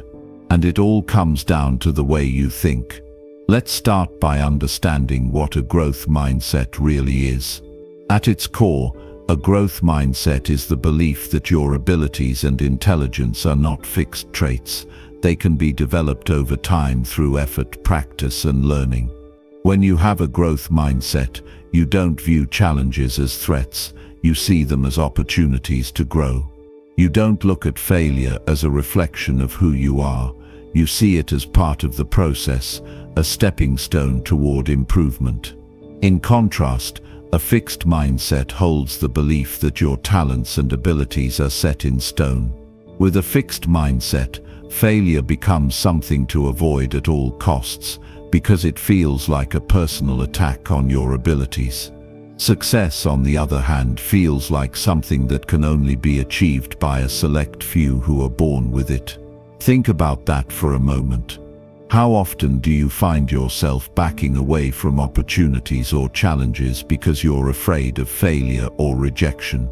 How many times have you talked yourself out of doing something because you thought, I'm just not good enough or I'll never be able to do that? That's the fixed mindset at work. But what if you could shift that thinking? What if you could view every challenge as a chance to learn and grow, rather than a threat to your self-worth? What if you could embrace the idea that failure is not something to fear, but something to learn from? Shifting your mindset is all about making that mental leap. It's about changing how you approach challenges and obstacles. Instead of seeing them as roadblocks, you begin to see them as part of the process of becoming better. Every time you face something difficult, you grow stronger. Every failure is just another lesson. And here's the secret: the more you practice this way of thinking, the easier it becomes. It doesn't happen overnight. But little by little, you'll start to see the world differently. The fear of failure starts to fade. The idea that you can't achieve something becomes laughable. And the best part, this shift in mindset begins to spill over into every area of your life. But you have to be intentional. A growth mindset isn't something that's just going to fall into your lap. It requires you to actively work on it every day. It means catching yourself when you slip into negative thinking and replacing those thoughts with more constructive ones. It means taking action even when you're scared. It means seeing opportunities for growth in places where others might see only obstacles. And above all, it means practicing patience with yourself. Changing your mindset isn't about instant perfection, it's about progress. Here's the thing, nobody is born with a growth mindset. It's something that's developed over time, through experiences, and through a conscious choice to think differently. And just like any other skill, the more you practice, the better you get at it. But there are a few key principles you can start embracing right away to shift your mindset. First, embrace the idea of yet. Think about this. Every time you tell yourself, "I can't do that," add the word yet to the end of the sentence. I can't do that yet. That little shift is huge. It tells your brain that just because you haven't achieved something yet doesn't mean you're incapable of doing it. It opens the door to possibility. The word yet implies that with effort, persistence and time, you will get there. It gives you room to grow. Second, focus on the process, not the outcome. It's easy to get fixated on the end result, especially when we're chasing big goals. But the truth is, focusing too much on the outcome can be paralyzing. It can make you feel like you're not making progress unless you're already at the finish line. A growth mindset shifts the focus to the process. It's about embracing the journey and finding value in each step along the way. When you can learn to appreciate the small victories, the daily progress, and the lessons you learn along the way, you'll start to see your goals in a whole new light. The process itself becomes just as fulfilling as the outcome. Another key principle is to stop comparing yourself to others.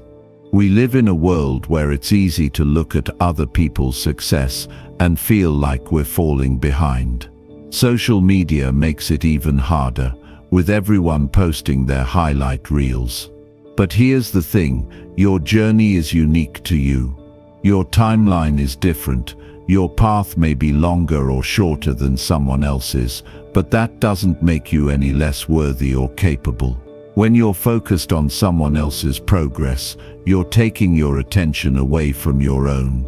Comparison steals your joy and stunts your growth. Instead of looking around at others, look inward. Focus on your own journey and the steps you need to take to keep moving forward. Celebrate your progress, no matter how small it may seem, and trust that your growth is happening at the right pace for you. And lastly, be kind to yourself. Changing your mindset is not an easy task, and there will be times when you slip up. You'll have moments of doubt. You'll feel like giving up. And that's okay. It's all part of the process. The key is to be patient with yourself and keep going. Remind yourself that growth takes time. Don't beat yourself up over a setback or a failure. Instead, look at it as an opportunity to learn and grow.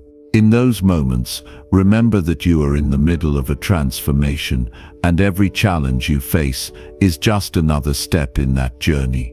Changing your mindset is a powerful tool for personal growth. It's the difference between feeling stuck and feeling empowered. It's the difference between staying where you are and moving toward the person you're meant to be.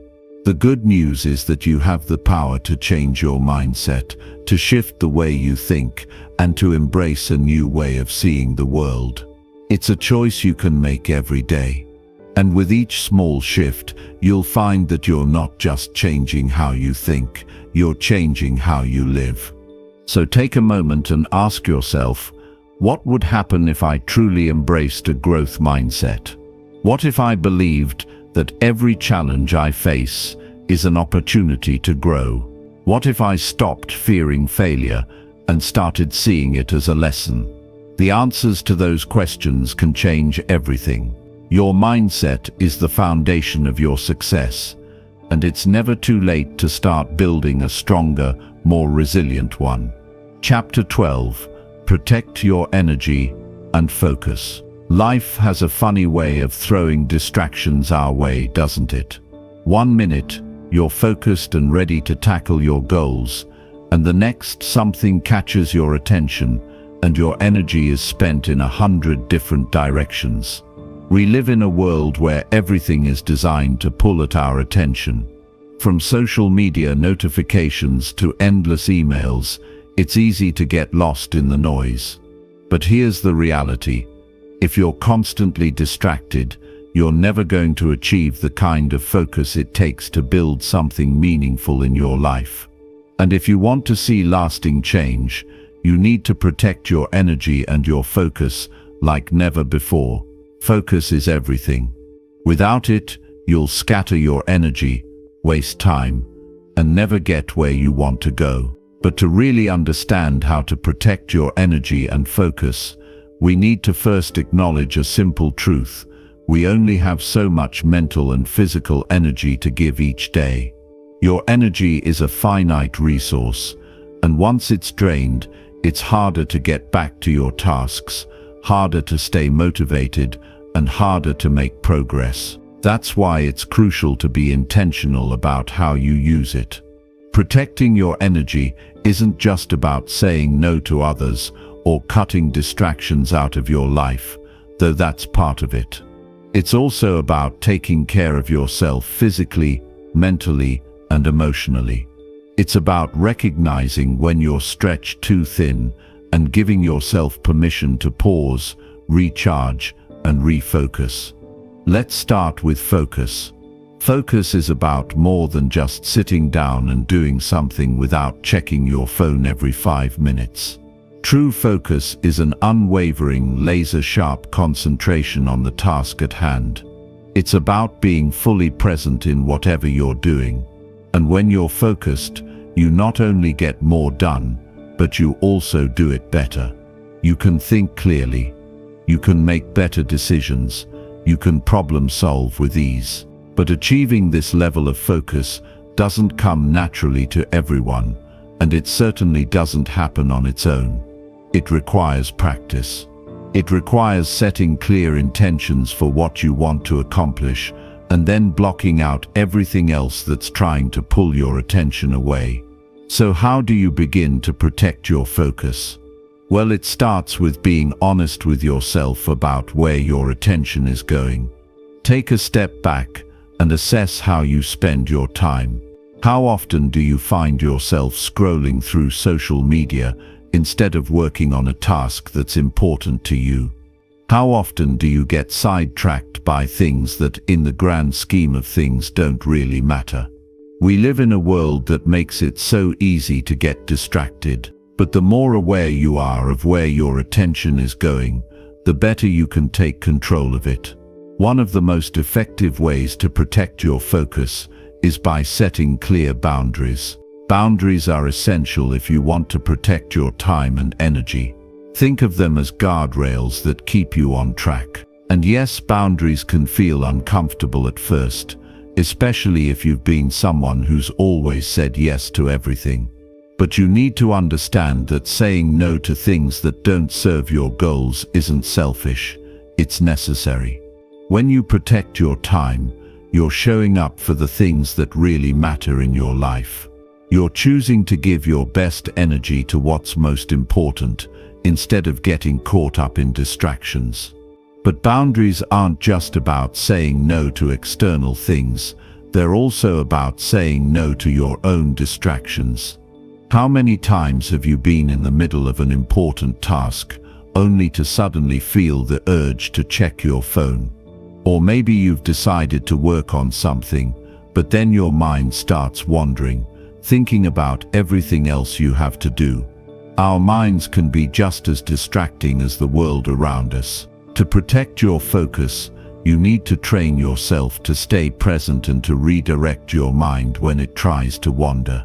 One strategy that's helped me is time blocking. This means setting aside specific chunks of time in your day for focused work, and then fully committing to that time.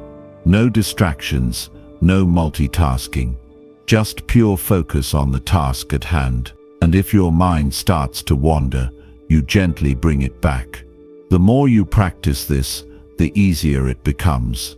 Now, let's talk about your energy. If focus is the muscle that drives your productivity, your energy is the fuel that keeps that muscle moving. Without energy, focus is useless.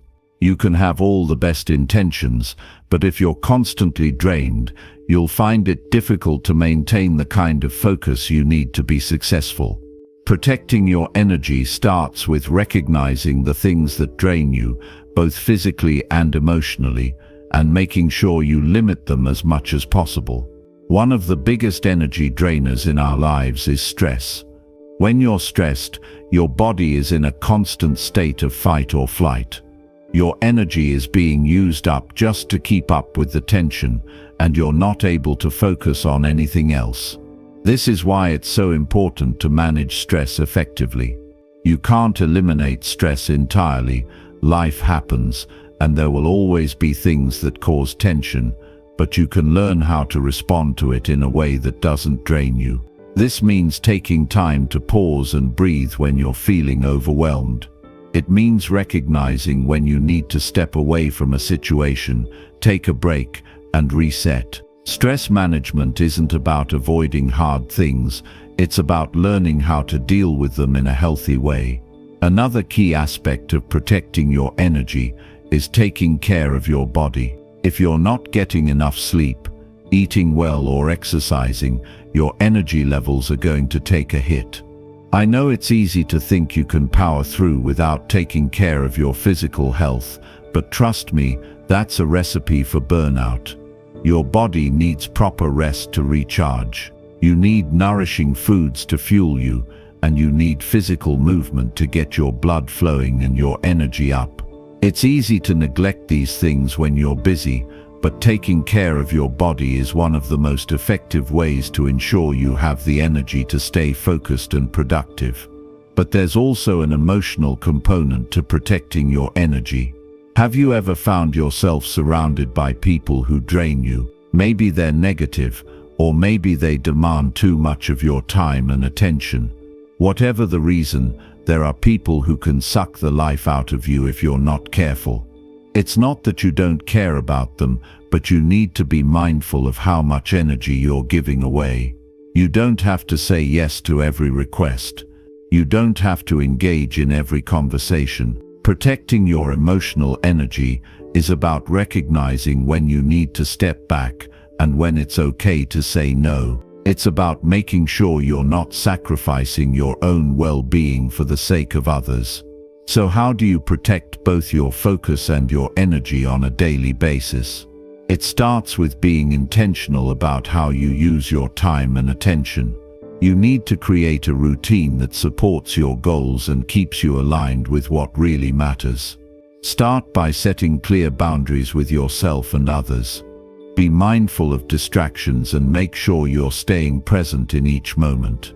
Prioritize your physical and emotional health, because without those you won't have the energy to stay focused. And finally, practice saying no. Say no to things, people, and habits that drain your energy, and say yes to the things that light you up and move you forward. When you protect your focus and energy, you're protecting the very things that will lead you to success. You're ensuring that every ounce of your time and effort is going towards something meaningful. It's not always easy, but the payoff is worth it. When you're clear, focused, and energized, you'll be unstoppable. And most importantly, you'll be building the life you've always dreamed of, one intentional step at a time. Chapter 13. build resilience for tough times. Self-discipline is one of those qualities that separates the people who achieve greatness from the people who wish they had. It's the difference between dreaming about a better life and actually building one. But here's the thing, self-discipline isn't something you're born with. It's not a gift that some people are just lucky enough to have and others aren't.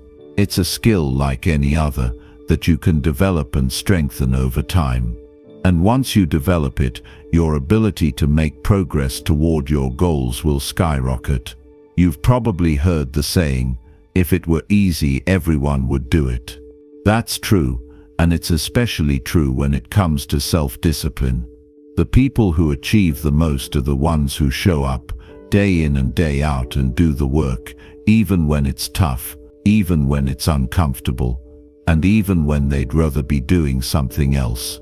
Self-discipline is the ability to stick to a plan, to keep pushing forward, and to resist the temptation of shortcuts or instant gratification. It's about making decisions that are in line with your long-term goals, even when the short-term rewards aren't as tempting. The first thing you need to understand about self-discipline is that it's not about being perfect. It's not about never slipping up or always doing the right thing. It's about developing the ability to get back on track when you do slip up, to push through the tough moments, and to keep going when the going gets hard. There will be times when you fall off course, when you lose focus, or when you make a mistake. But it's how you respond in those moments that will determine your success. If you let one slip-up stop you from moving forward, you'll never get anywhere. But if you pick yourself up, learn from your mistakes, and keep pushing ahead, you'll make progress. One of the biggest challenges to developing self-discipline is the temptation to take shortcuts. We live in a world that encourages instant gratification.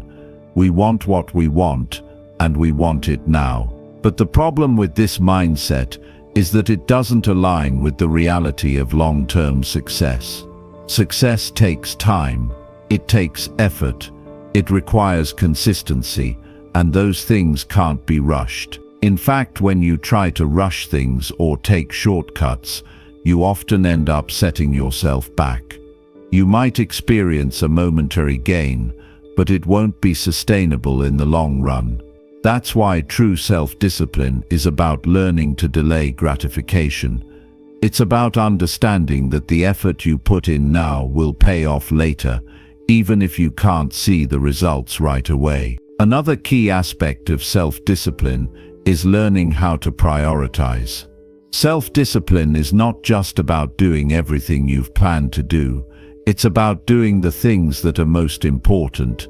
You can't be disciplined about everything, and trying to do too much will only leave you feeling overwhelmed and burnt out. That's why it's essential to be clear about what matters most to you and focus on those things. You have to be willing to say no to the things that don't align with your goals, even if they're tempting or seem urgent. If you're constantly saying yes to things that don't really matter, you'll never have the time or energy to focus on the things that will help you move forward in life. When you begin to develop self-discipline, you'll notice that it starts to become easier over time. It's like building a muscle. The more you exercise it, the stronger it gets. You won't wake up one day and suddenly be disciplined about everything.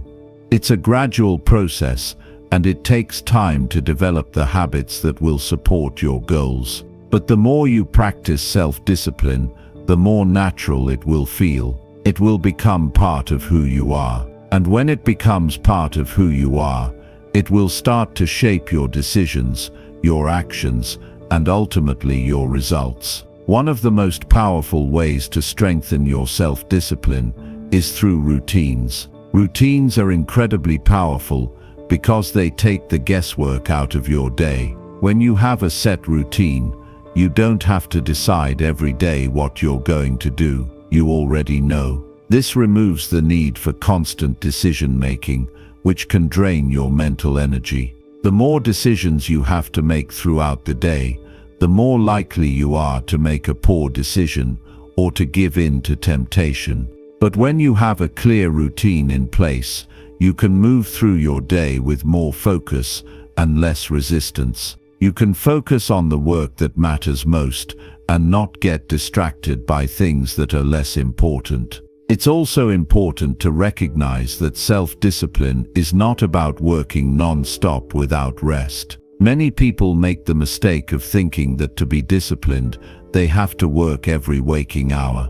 But the truth is that rest and recovery are just as important as work. Without rest, you'll burn out, you'll lose motivation, and you'll find it harder to stay disciplined. That's why it's important to schedule time for breaks, for relaxation, and for activities that recharge your energy. Rest isn't a reward for hard work. It's part of the process that helps you stay productive and focused over the long haul. Another key to developing self-discipline is setting clear goals and tracking your progress. Without a clear goal, it's easy to get off track or to lose sight of what you're working toward. When you set specific, measurable goals, you give yourself something to focus on. You give yourself a reason to stay disciplined. And when you track your progress, you can see how far you've come, which will keep you motivated to keep going. There's something powerful about seeing progress, even if it's small. It shows you that the effort you're putting in is paying off. Self-discipline is also about learning how to manage your environment. If you want to be more disciplined, you need to make it easy for yourself to stay on track. This means eliminating distractions, creating an environment that supports your goals, and removing temptations that could derail your progress. For example, if you want to write a book, it's not enough to just say, "I'm going to write." You need to create an environment where you can focus, turn off the TV, put away your phone, and set aside time specifically for writing. The fewer distractions you have, the easier it will be to stay disciplined. Self-discipline is about learning to be kind to yourself. It's about understanding that you won't always be perfect and that setbacks are part of the journey. When you make a mistake or fall off track, don't beat yourself up. Don't use it as an excuse to quit. Instead, use it as an opportunity to learn. What can you do differently next time? How can you improve? The most successful people are not the ones who never fail. They're the ones who keep getting up and trying again. When you master self-discipline, you unlock the potential to achieve anything you set your mind to. You become someone who can take consistent action toward your goals, even when it's hard. You become someone who doesn't let setbacks stop them. You become someone who is unstoppable. Self-discipline isn't just a skill, it's a mindset. It's the mindset of someone who is committed to growth, committed to success, and committed to living a life of purpose. And once you develop that mindset, there's nothing you can't achieve. Chapter 14. Develop relationships that lift you up. You've heard the saying, you are the average of the 5 people you spend the most time with. It's not just a catchy quote, it's a profound truth. The people you surround yourself with play a massive role in shaping your mindset, your actions, and ultimately your success. Relationships are incredibly powerful. They can either propel you forward or hold you back. If you want to succeed in life, you need to be intentional about the relationships you nurture. You need to seek out those who will lift you up, who will encourage you, and who will challenge you to be better. When I say nurture relationships, I don't mean just any relationships. Not every person in your life will be a positive influence on your journey towards success. There are people who will hold you down, bring negativity into your life, or drag you into unhealthy habits. It's crucial to be discerning about who you spend your time with. Now, I'm not saying you should cut off everyone who isn't perfect or who doesn't align with your goals, but you do need to recognize when someone's energy is more of a hindrance than a help. You need to be willing to set boundaries and protect your peace. The truth is, We are social creatures. Our brains are wired for connection, and we often take on the characteristics, behaviors, and habits of those around us. If you're constantly surrounded by people who are complaining, doubting themselves, or living in a state of negativity, it's going to be hard for you to rise above that. You'll start to feel the weight of their negativity and uncertainty, and it will drain your energy. On the other hand, if you're surrounded by people who are optimistic, who are working toward their goals, and who inspire you to be better, you'll be more likely to adopt those same attitudes. You'll feel motivated, energized, and ready to take on the world. One of the best things you can do for your growth is to seek out mentors, people who have been where you want to go. Mentorship is invaluable. A mentor is someone who has already walked the path you're trying to walk. They've faced the challenges you'll face, and they've overcome them. They can show you the way, warn you about pitfalls, and offer guidance when you feel stuck. But mentorship doesn't just happen. You have to actively seek it out. It's not something that will fall into your lap.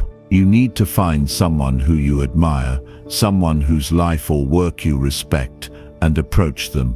Don't be afraid to ask for help or guidance. Most successful people are more than willing to share their knowledge, especially when they see that you're genuinely committed to learning and growing. At the same time, don't just seek out mentors, seek out peers who are on a similar journey as you. Your peer group can be just as important as your mentors. These are the people who are walking beside you, facing the same struggles, experiencing the same highs and lows. Having a strong support system of peers can make all the difference when the going gets tough. These are the people you can turn to when you need encouragement, advice, or just someone to listen. They understand your challenges because they're facing the same ones. You can learn from each other, support each other, and push each other to keep moving forward. Now, I'm not going to lie to you. There will be times when you need to distance yourself from certain relationships. Not everyone is meant to be in your life forever. As you grow and evolve, your relationships will evolve too. There will be people who no longer align with your values, who no longer support your growth, or who simply hold you back. It's painful to let go of people, but sometimes it's necessary for your own growth. You can't hold on to toxic relationships just because you're afraid of being alone or because you feel obligated. Your success and well-being are more important than any relationship that is weighing you down. One of the most challenging aspects of building a network of uplifting relationships is learning how to set boundaries. It's easy to get caught up in people-pleasing, to say yes to every request, to overextend yourself, or to allow others to drain your energy. But you can't pour from an empty cup. If you want to maintain healthy, supportive relationships, you need to learn how to set boundaries, both with others and with yourself. You need to protect your time, your energy, and your peace of mind. Saying no isn't selfish, it's necessary. It's okay to decline invitations, to set limits on how much time you spend with certain people, or to ask for space when you need it. Boundaries are a sign of self-respect, and they allow you to show up as your best self in all your relationships. As you build a network of uplifting relationships, you'll start to notice a shift in your life. You'll feel more supported, more motivated, and more empowered. The people around you will help you see possibilities that you might have missed on your own. They'll encourage you when you doubt yourself, and they'll hold you accountable when you slack off. Relationships can become the fuel that keeps your fire burning, especially during times when you feel like giving up. When things get tough, and they will get tough, you'll have a strong group of people who have your back. They'll remind you why you started, and they'll help you keep going when you want to quit.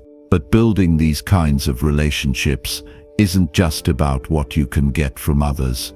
It's about what you can give. The most successful people are the ones who not only take from their network, but who also give back.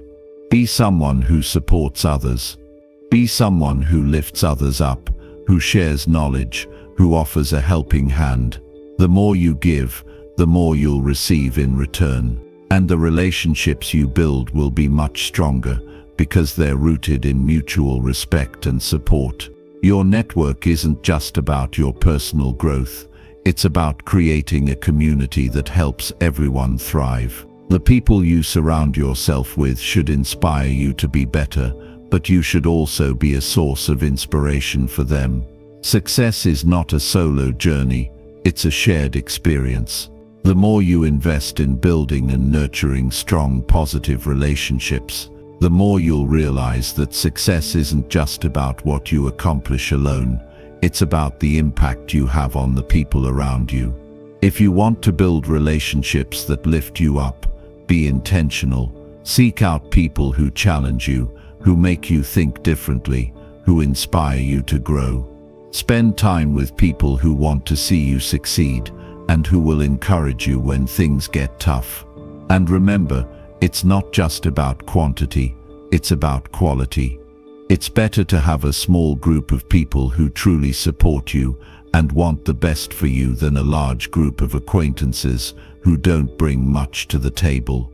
Choose your relationships wisely, and you'll find that they'll be one of the most powerful forces in helping you achieve success.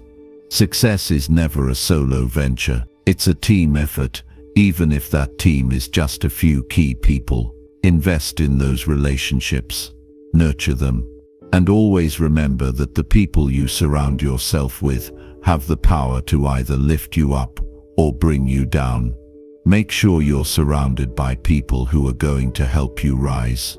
Chapter 15. Master the power of gratitude. Gratitude is a powerful thing. It's one of those simple yet profound practices that has the potential to change your entire life. It's easy to get caught up in the grind of everyday life, to focus on the things that are going wrong, the challenges you're facing, and the things you don't have. But here's the truth. If you spend all your time looking at what's missing or what's wrong, you'll miss out on the abundance that's already in your life. When you make gratitude a daily habit, it shifts your perspective. It changes the way you see the world. It helps you focus on the good, on the blessings, and on the opportunities that are right in front of you. I want you to think about this for a moment. When was the last time you stopped and truly appreciated something? I'm talking about taking a moment to be thankful for the people, experiences, and things that make your life richer. So often we're so busy looking ahead to the next goal, the next achievement, the next milestone, that we forget to acknowledge how far we've come. We forget to be grateful for the small things, the simple pleasures that are right there in front of us. And it's not until we take a moment to reflect that we realize just how much we have to be thankful for. Gratitude is about more than just saying thank you. It's about cultivating a mindset of appreciation, of recognizing the good in every situation, no matter how small. It's about shifting your focus away from lack and toward abundance. When you start practicing gratitude, you'll begin to notice things that you never noticed before. You'll see the little blessings that were always there, but that you may have overlooked. Maybe it's the smile of a stranger, the warmth of the sun on your face, or the fact that you woke up today with a chance to make a difference. These things matter. These things are worth appreciating.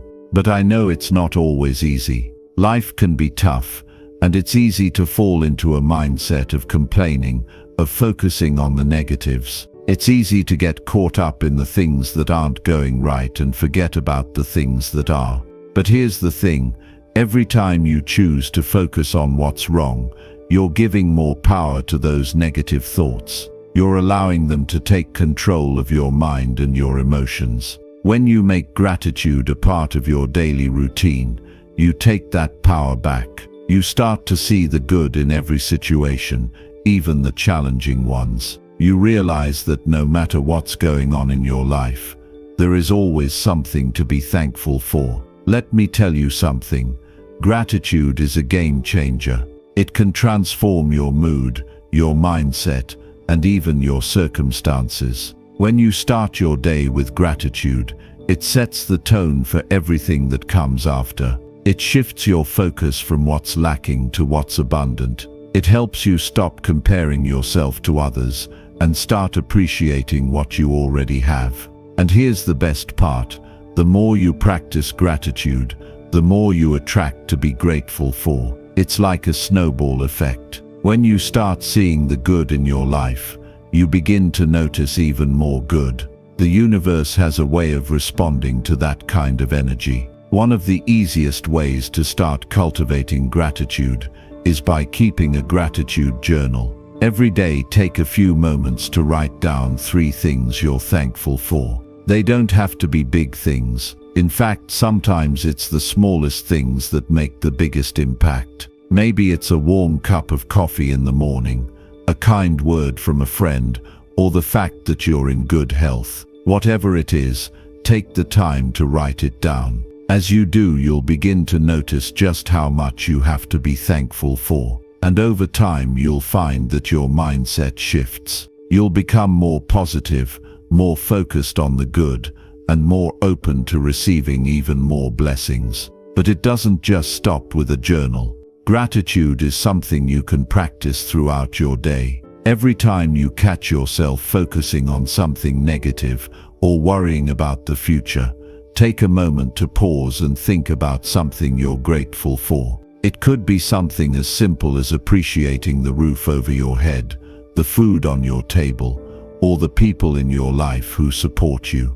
Every time you shift your focus to gratitude, you're training your mind to see the good in every situation. And that's a powerful skill to have. Gratitude isn't just about feeling good, it's about recognizing that no matter where you are in life, you have something to be thankful for.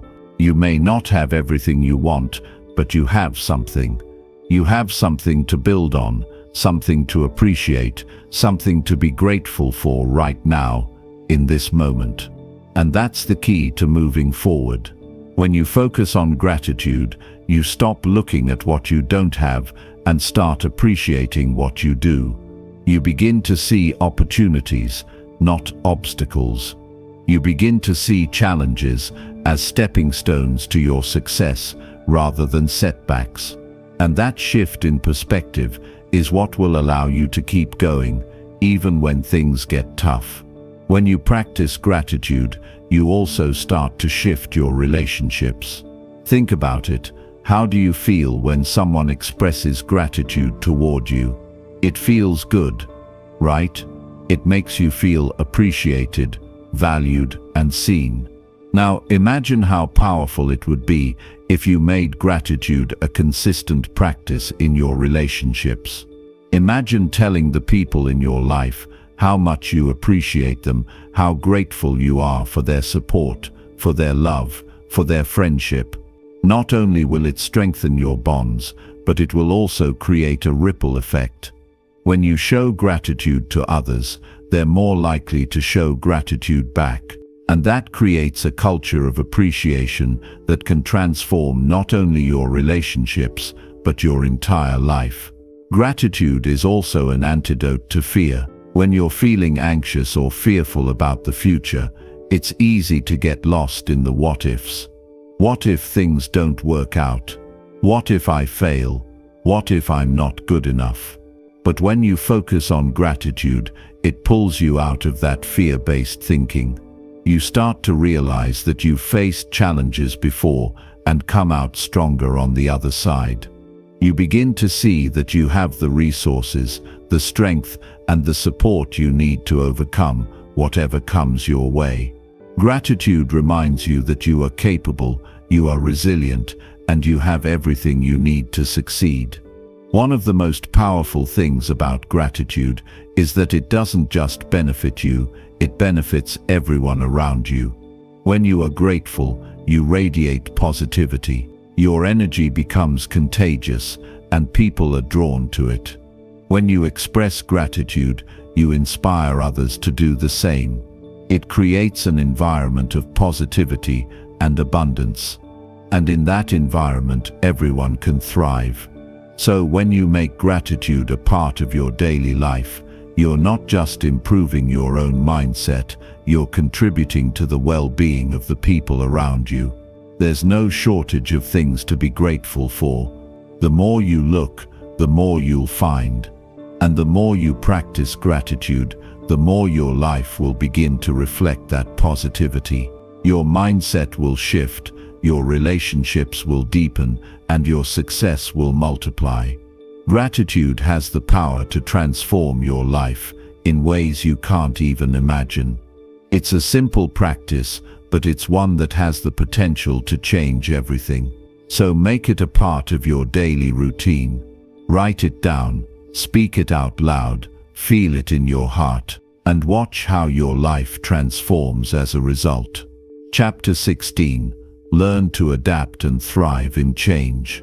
Change is a constant, isn't it? It's one of those truths about life that no one can avoid. Whether we like it or not, life will throw change our way. Sometimes it's small and manageable, like a shift in your daily routine. Other times, it feels like the ground beneath you is shifting, and everything you once knew is no longer the same. Those moments can be unsettling. They can feel overwhelming. But here's the thing about change. It's not something to fear, it's something to embrace. It's something to learn from, grow with, and even thrive in. Now, I know that's easier said than done. Most of us don't naturally like change. It's uncomfortable. It takes us out of our comfort zones, out of what's familiar and predictable. And let's face it, most of us like the predictable. We like knowing what's coming next. But the reality is, if you stay too comfortable for too long, you stop growing. You stop evolving. And isn't growth what life is all about? Isn't it about becoming the best version of yourself, about reaching for new heights, about discovering what you're truly capable of? So the question isn't whether change will come. It will. The question is how you're going to handle it. Are you going to resist it, fight it, try to avoid it? Or are you going to lean into it, adapt, and find a way to make it work for you? That choice is entirely up to you. And let me tell you, the ability to adapt and thrive in the face of change is one of the most important skills you can develop. It's a skill that will serve you in every area of your life, your career, your relationships, your personal growth. Adapting to change starts with mindset. If you approach change with a mindset of fear and resistance, it's going to feel a whole lot harder. But if you can shift your perspective, if you can start to see change as an opportunity rather than a threat, everything changes. Instead of asking, "Why is this happening to me?" you can ask, "What can I learn from this? How can I grow from this?" That simple shift in perspective can make all the difference. It can turn a challenge into a stepping stone. It can turn a setback into a setup for something even better. One of the keys to thriving in change is flexibility.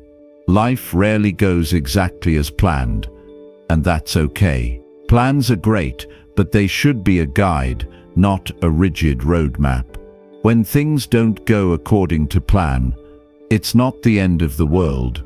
It's an opportunity to pivot, to adjust, to try something new. Flexibility means being open to possibilities you hadn't considered before. It means being willing to let go of what isn't working and embrace what is. It's about staying grounded in your values and your vision while being open to different paths to get there. Another important part of thriving in change is self-awareness. Take the time to check in with yourself. How are you feeling about the changes happening in your life? What fears or doubts are coming up for you? What excites you about this new chapter? Self-awareness is like a compass. It helps you navigate through the uncertainty. It helps you understand what you need to feel grounded and supported. And it helps you identify any limiting beliefs that might be holding you back from embracing change fully. Now let's talk about resilience. Resilience is your ability to bounce back from setbacks, to keep going even when things get tough. And let's be honest, change can be tough. It can test your patience, your strength, your resolve. But here's the good news. Resilience isn't something you're born with or without. It's something you can build. It's like a muscle. The more you work on it, the stronger it gets. Resilience comes from facing challenges head-on, from learning from your experiences, and from reminding yourself of your own strength. One of the ways to build resilience is to focus on what you can control. Change often brings uncertainty, and it's easy to get caught up in the things that are out of your hands. But when you focus on what you can do, on the actions you can take, the choices you can make, you take back your power. You remind yourself that no matter what's happening around you, you have the ability to respond in a way that aligns with your values and your goals. Let's not forget about the importance of support. Change is hard enough on its own. You don't have to go through it alone. Lean on the people in your life who lift you up, who encourage you, who remind you of your strength. Whether it's a friend, a family member, a mentor, or a support group, having a strong network can make all the difference. It's okay to ask for help. It's okay to share your fears and your struggles. You might be surprised at how much support is out there when you're willing to open up and let people in. And finally, remember to celebrate your progress. Change is a journey, and every step forward is worth acknowledging. Even if it's just a small step, it matters. It's progress. It's growth. It's you showing up for yourself, even when it's hard. Take a moment to recognize that. Take a moment to appreciate how far you've come, even if you're not yet where you want to be. That acknowledgement, that celebration, can fuel you to keep going. Change isn't always easy, but it's always worth it. It's an invitation to grow, to evolve, to become the person you're meant to be. So embrace it. Lean into it. Trust that, no matter what changes come your way, you have what it takes to navigate them. You have the strength, the resilience, and the courage to adapt and thrive. Life is full of twists and turns, but each one brings an opportunity to learn, to grow, and to create a life that's even more meaningful and fulfilling. And that, my friend, is something to look forward to. Chapter 17. Find and fuel your passion. One of the most fulfilling things in life is finding that thing that lights a fire in your soul. I'm talking about your passion. That thing that makes you feel alive, that you can't stop thinking about, that you do for free just because it brings you joy or fulfillment. Finding your passion is like unlocking a part of yourself that's been waiting to come alive. But here's the thing, it's not always obvious what your passion is. And that's okay. The journey to discovering it can be just as meaningful as living it. Let's start with the idea of passion itself. Sometimes we put too much pressure on ourselves to find the one thing we're supposed to do in life. But passion isn't always one single thing. It can be a combination of interests, skills, and experiences that bring you joy and purpose. Maybe you love helping people and also have a knack for creating things. Maybe you're drawn to numbers but also have a love for storytelling. Passion doesn't have to fit neatly into a box. It's personal, and it's unique to you. To begin uncovering your passion, take a moment to reflect.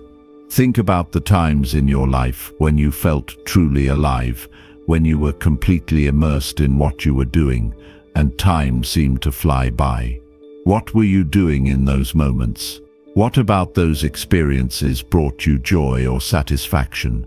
It could be something you did as a kid, something you've always been curious about, or even something you haven't tried yet. Sometimes our passion is hiding in plain sight, waiting for us to notice it. It's also important to pay attention to what excites you now. What do you find yourself gravitating toward in your free time? What topics do you love learning about? What problems do you feel deeply about solving? These are clues to what might fuel your passion. But here's the key: don't overthink it. Passion isn't something you figure out by analyzing every detail. It's something you feel. It's something you connect with on an emotional level. So let your curiosity lead you.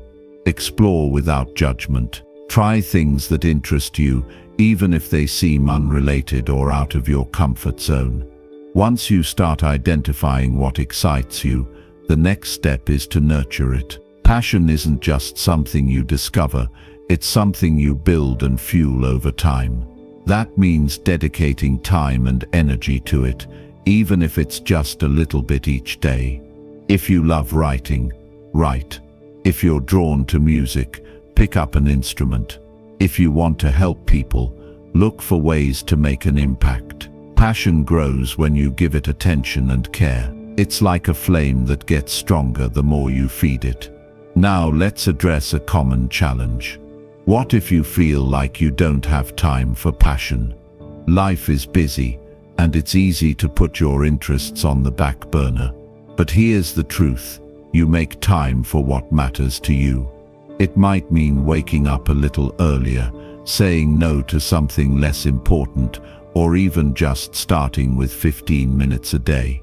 The point is, you don't need hours and hours to explore your passion. You just need to start. And as you make it a priority, you'll find ways to create more space for it in your life. Another thing to remember is that passion doesn't always mean it's easy. In fact, pursuing your passion can be challenging. There will be days when it feels hard, when you doubt yourself, when progress seems slow. But that's part of the journey. Passion isn't about perfection, it's about commitment. It's about showing up, even when it's tough, because you know it's worth it. Those challenges, those moments of struggle, they're what help you grow. They're what make the experience meaningful. Let's talk about the bigger picture. Your passion isn't just about what you do. It's about the impact it has on you and the people around you. When you're living in alignment with your passion, it shows. You bring more energy, enthusiasm and purpose to everything you do. You inspire others by example. You show them what's possible when you follow your heart and commit to what matters to you. And that ripple effect, it's powerful. It can create opportunities and connections you never imagined. Sometimes, people worry that their passion won't lead to anything useful or practical. But here's the thing: passion doesn't have to fit into a traditional mold. It doesn't have to be your job or make you money to be valuable. Passion adds richness to your life. It brings you joy, helps you grow, and gives you a sense of purpose. And who knows, it might even open doors to opportunities you never expected. But even if it doesn't, the journey itself is worth it. If you're still unsure about your passion, don't be discouraged. It's not something you need to figure out overnight. It's okay to take your time, to explore, to try different things. Passion isn't a destination, it's a journey. And every step you take, every experience you have, brings you closer to understanding what truly lights you up. So be patient with yourself, trust the process, and keep moving forward. I want to leave you with this: your passion is yours. It doesn't have to look like anyone else's. It doesn't have to make sense to anyone else. What matters is that it makes sense to you, that it brings you joy, that it helps you grow into the person you're meant to be. So, go out there, explore, create. learn, build. Find what fuels your soul and let it guide you to a life that's rich, meaningful, and uniquely yours. Because when you're living with passion, you're truly living. And that's the greatest gift you can give yourself. Chapter 18. Track and celebrate your progress. One of the most underrated but powerful things you can do in your journey to success is to stop, reflect, and celebrate. It's so easy to get caught up in the hustle of moving forward that you forget to acknowledge how far you've come. But think about this for a second. What's the point of achieving something if you don't take a moment to enjoy it? Life is not just about the destination, it's about appreciating every step of the journey. Let's start with the idea of tracking progress. You might be thinking, why is this so important? Can't I just keep going and know I'm doing fine? Sure, you can keep going, but here's the thing. When you track your progress, you create a clear picture of your growth. It's like watching a plant you've nurtured grow taller each day. Tracking keeps you grounded and gives you tangible proof that your efforts are paying off. You don't need anything fancy to track your progress. It can be as simple as keeping a journal or using a notebook. Every day, jot down what you accomplished, no matter how small it seems. Maybe you had a productive meeting, finished reading a chapter of a book, or simply made it to the gym when you didn't feel like going. Write it all down. Those small wins add up, and when you look back, you'll be amazed at how far you've come. Another way to track your progress is to set benchmarks. Think of these as milestones along the way to your bigger goals. For example, if you're working toward a fitness goal, your benchmarks might be hitting a certain weight, running a certain distance, or lifting a heavier weight. If you're building a business, your benchmarks could be reaching your first 10 customers, earning a specific amount of revenue, or launching your website. These benchmarks give you something to aim for and help you measure your growth in a tangible way. Now, let's talk about celebrating your progress. This is where the magic happens. Celebrating isn't just about having fun, it's about reinforcing the idea that your efforts matter. When you celebrate, you're telling yourself, I'm proud of what I've done, and I'm excited to keep going. That kind of mindset is what keeps you motivated in the long run. Celebration doesn't have to be elaborate or expensive. It can be something as simple as treating yourself to your favorite meal, taking a day off to relax, or sharing your success with a friend or loved one. What matters is that it feels meaningful to you. It's about creating a moment of joy and appreciation for yourself. There's another layer to this, sharing your wins with others.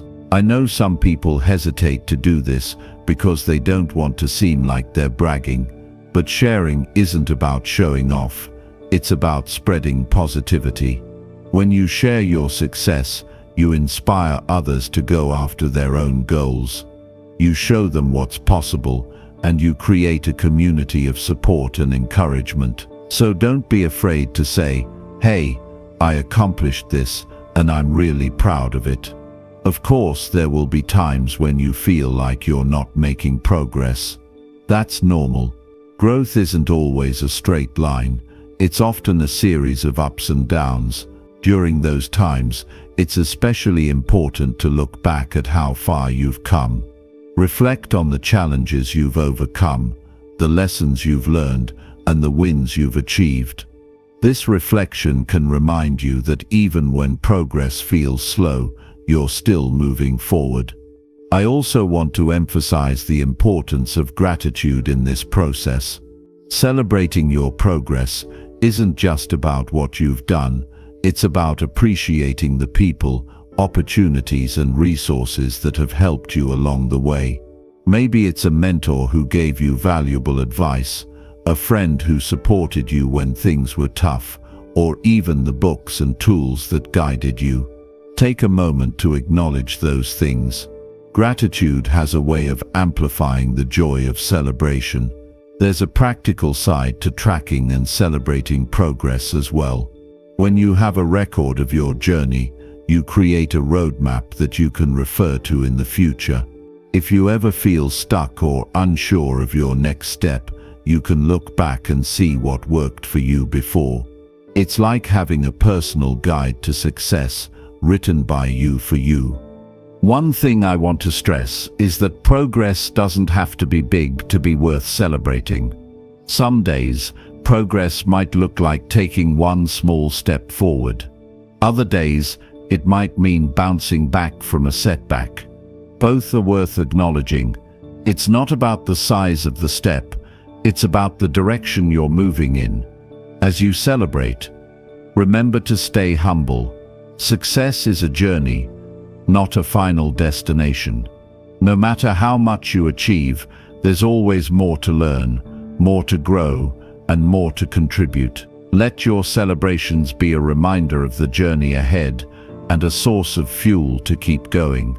So here's what I'd like you to take away from this conversation.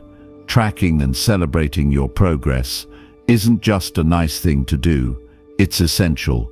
It keeps you motivated, builds your confidence, and helps you stay connected to your goals. It's a way of honoring your efforts and acknowledging that you're on the right path. Take the time to reflect on your wins, big and small. Treat yourself to moments of joy and celebration.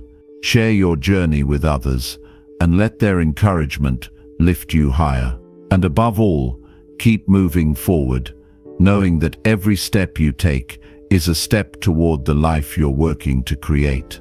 You've got this, and I'm proud of you. Now go out there and keep building the life you deserve. Chapter 19. Live a balanced and fulfilling life.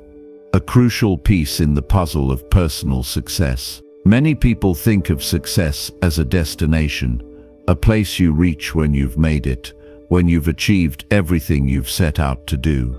But here's the truth. Success is not just about reaching a goal. It's about how you live, how you feel along the way, and how you manage the delicate balance between work, relationships, and your own well-being.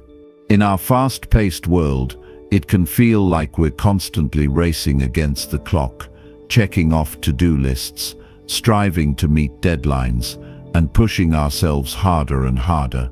It's easy to get caught in the trap of thinking that the more you do, the more successful you'll be. But over time, that approach leaves you feeling exhausted, overwhelmed, and unfulfilled. It's a tough realization, but the truth is, no matter how many things you achieve or how hard you work, without balance, you won't experience the kind of fulfillment that lasts. Let's talk about balance first. This isn't about splitting your time evenly between work and leisure. It's not about scheduling specific hours for each aspect of your life. Balance is about recognizing that there are different areas of life that demand attention: work, family, health, personal growth, and even downtime. If you neglect one area for too long, other parts of your life start to suffer. But when you manage to keep them all in mind and give each one the attention it deserves, you begin to feel a sense of harmony, like everything is working together. One of the biggest struggles many people face is the pressure to succeed at everything all at once. You might feel like you need to be the perfect employee, the perfect spouse, the perfect parent, the perfect friend. The list goes on. And because we're told over and over again that success means excelling in all these roles, we burn out trying to do it all. But here's the thing, you can't be all things to all people at all times. Trying to do that will only lead to disappointment and stress. The key is recognizing that you don't have to be perfect in every area. You don't need to have it all figured out or be flawless. Success is about making progress in all the important areas, not about being perfect in every single one. And the reality is, sometimes you'll need to give more time and energy to one area of your life, while another takes a back seat for a while. That's okay. There's no one-size-fits-all approach to balance. What works for one person might not work for you, and that's okay.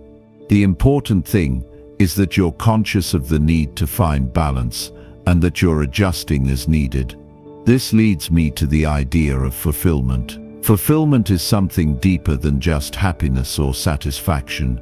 You might have a successful career, be in a stable relationship, and be financially secure, but still feel unfulfilled. You could be working hard toward goals, but still feel like something's missing. Fulfillment comes from the alignment of your actions with your values, your purpose, and your passions. It's about doing things that bring you a sense of meaning, that make you feel like you're living in a way that reflects who you are at your core.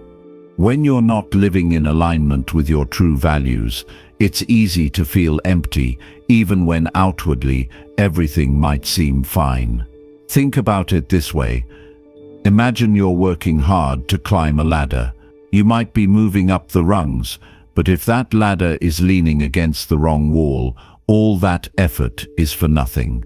Fulfillment comes when your efforts are aligned with your passions and purpose, when the work you're doing connects with the person you want to be. So, how do you find that balance and fulfillment? It begins with a simple but powerful practice: self-awareness. You need to know yourself, your values, your strengths, and your weaknesses. When you take the time to understand what truly matters to you, you can start to make choices that align with those values. It's a process of trial and error, of course. You won't get it perfect right away, but the more you reflect on your life and your goals, the clearer it becomes. Start by asking yourself, what makes you feel energized? What brings you joy? What would you do even if no one paid you for it? These are all clues that point toward your deeper purpose. When you're doing what truly matters to you, everything else falls into place more easily. You're more motivated, more focused, and more connected to your work and relationships. But here's the catch: self-awareness requires quiet time. In today's world, we're bombarded with noise, social media, emails, meetings, constant distractions. If you don't carve out time to sit with yourself and think deeply, you'll never be able to truly understand what's important to you. It's in those quiet moments, away from the chaos, that you can tune in to your inner voice and hear what it's saying. That's when you start to make choices that honor your true self. Another crucial part of finding balance and fulfillment is learning how to say no. We often think that in order to succeed or be loved, we need to say yes to everything. But the truth is, saying yes to everything means saying no to the things that really matter. It's about being selective with your time and energy. Saying no isn't a bad thing. It's a powerful way to protect your boundaries and ensure that you're focusing on the things that align with your goals and values. When you say no to distractions, you say yes to your purpose. This doesn't mean you should cut yourself off from people or opportunities, but it does mean that you should be intentional with where you invest your time. It's about setting boundaries that allow you to protect the most important areas of your life: your health, your relationships, and your personal growth. I want to talk about the importance of rest.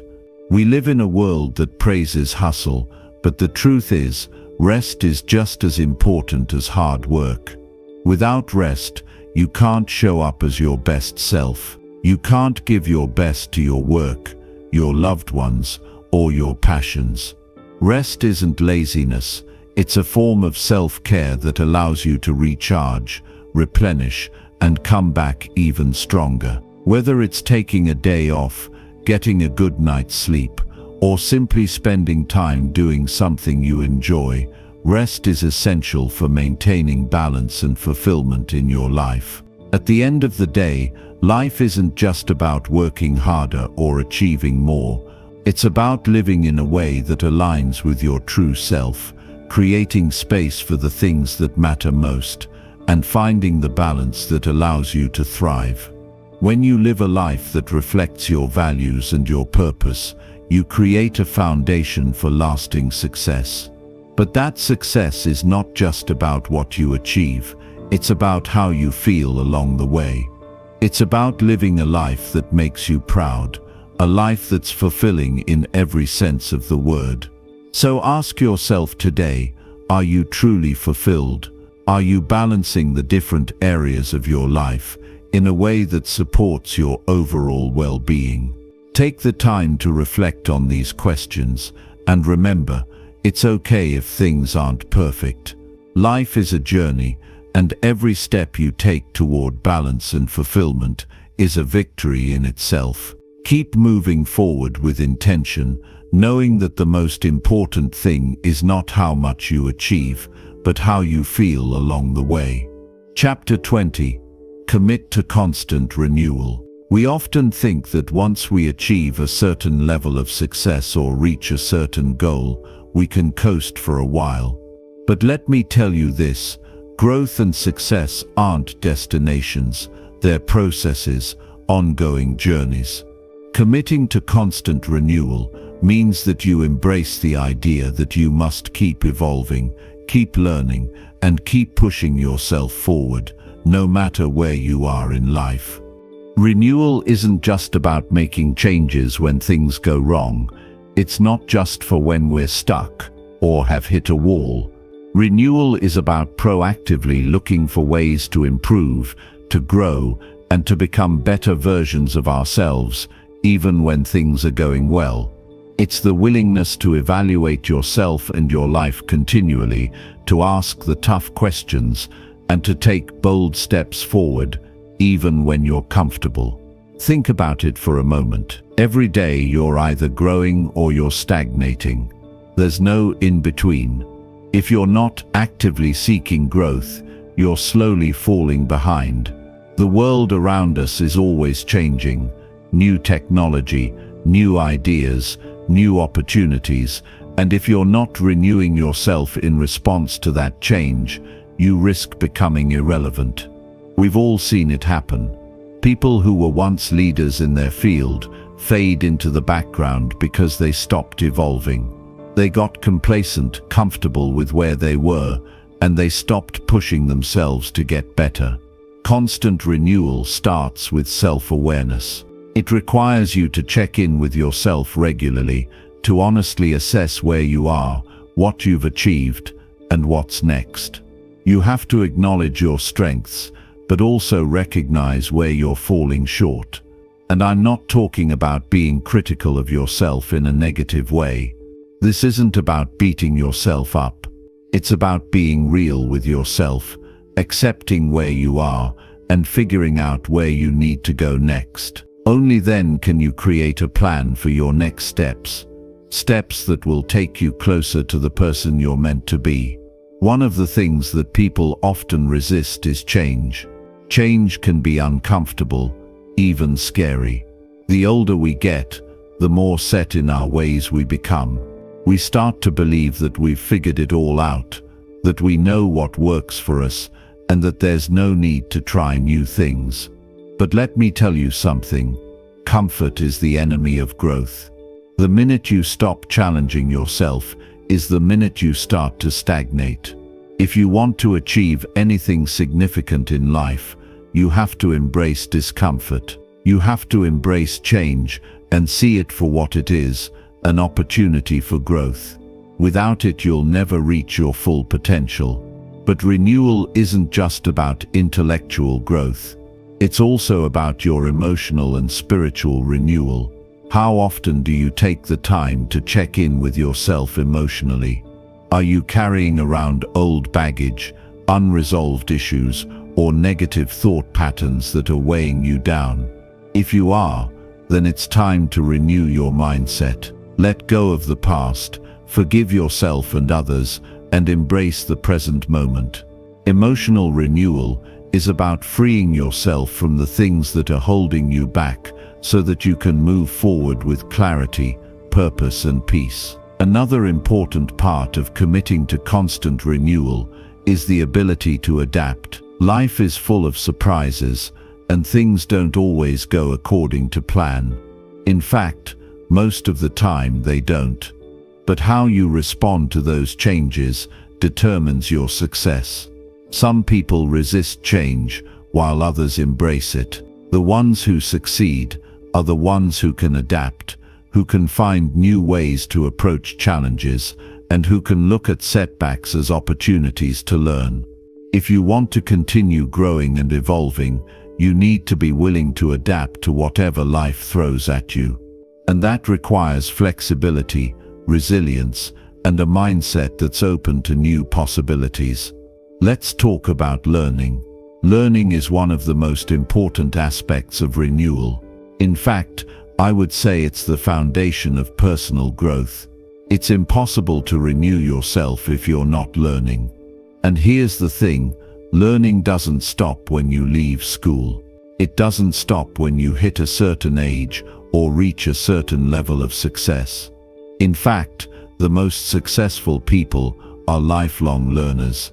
They never stop seeking knowledge. They understand that the world is constantly evolving, and in order to keep up, they need to keep learning. Whether it's reading books, taking courses, or simply talking to people who know more than you do, there's always something new to learn. And the more you learn, the more you renew your ability to innovate, adapt, and stay ahead. Renewal is also about taking care of yourself physically. Your body is the vessel that carries you through life, and if you're not taking care of it, it's going to be much harder to keep up with the demands of personal growth and success. It's easy to neglect your health when you're focused on achieving big goals, but the truth is, your health is a critical part of your success. If you don't have the energy, vitality, and mental clarity to show up at your best, none of your other efforts will matter. So take the time to eat well, exercise, and get enough rest. Renew your physical energy, and you'll find that everything else in your life becomes easier to handle.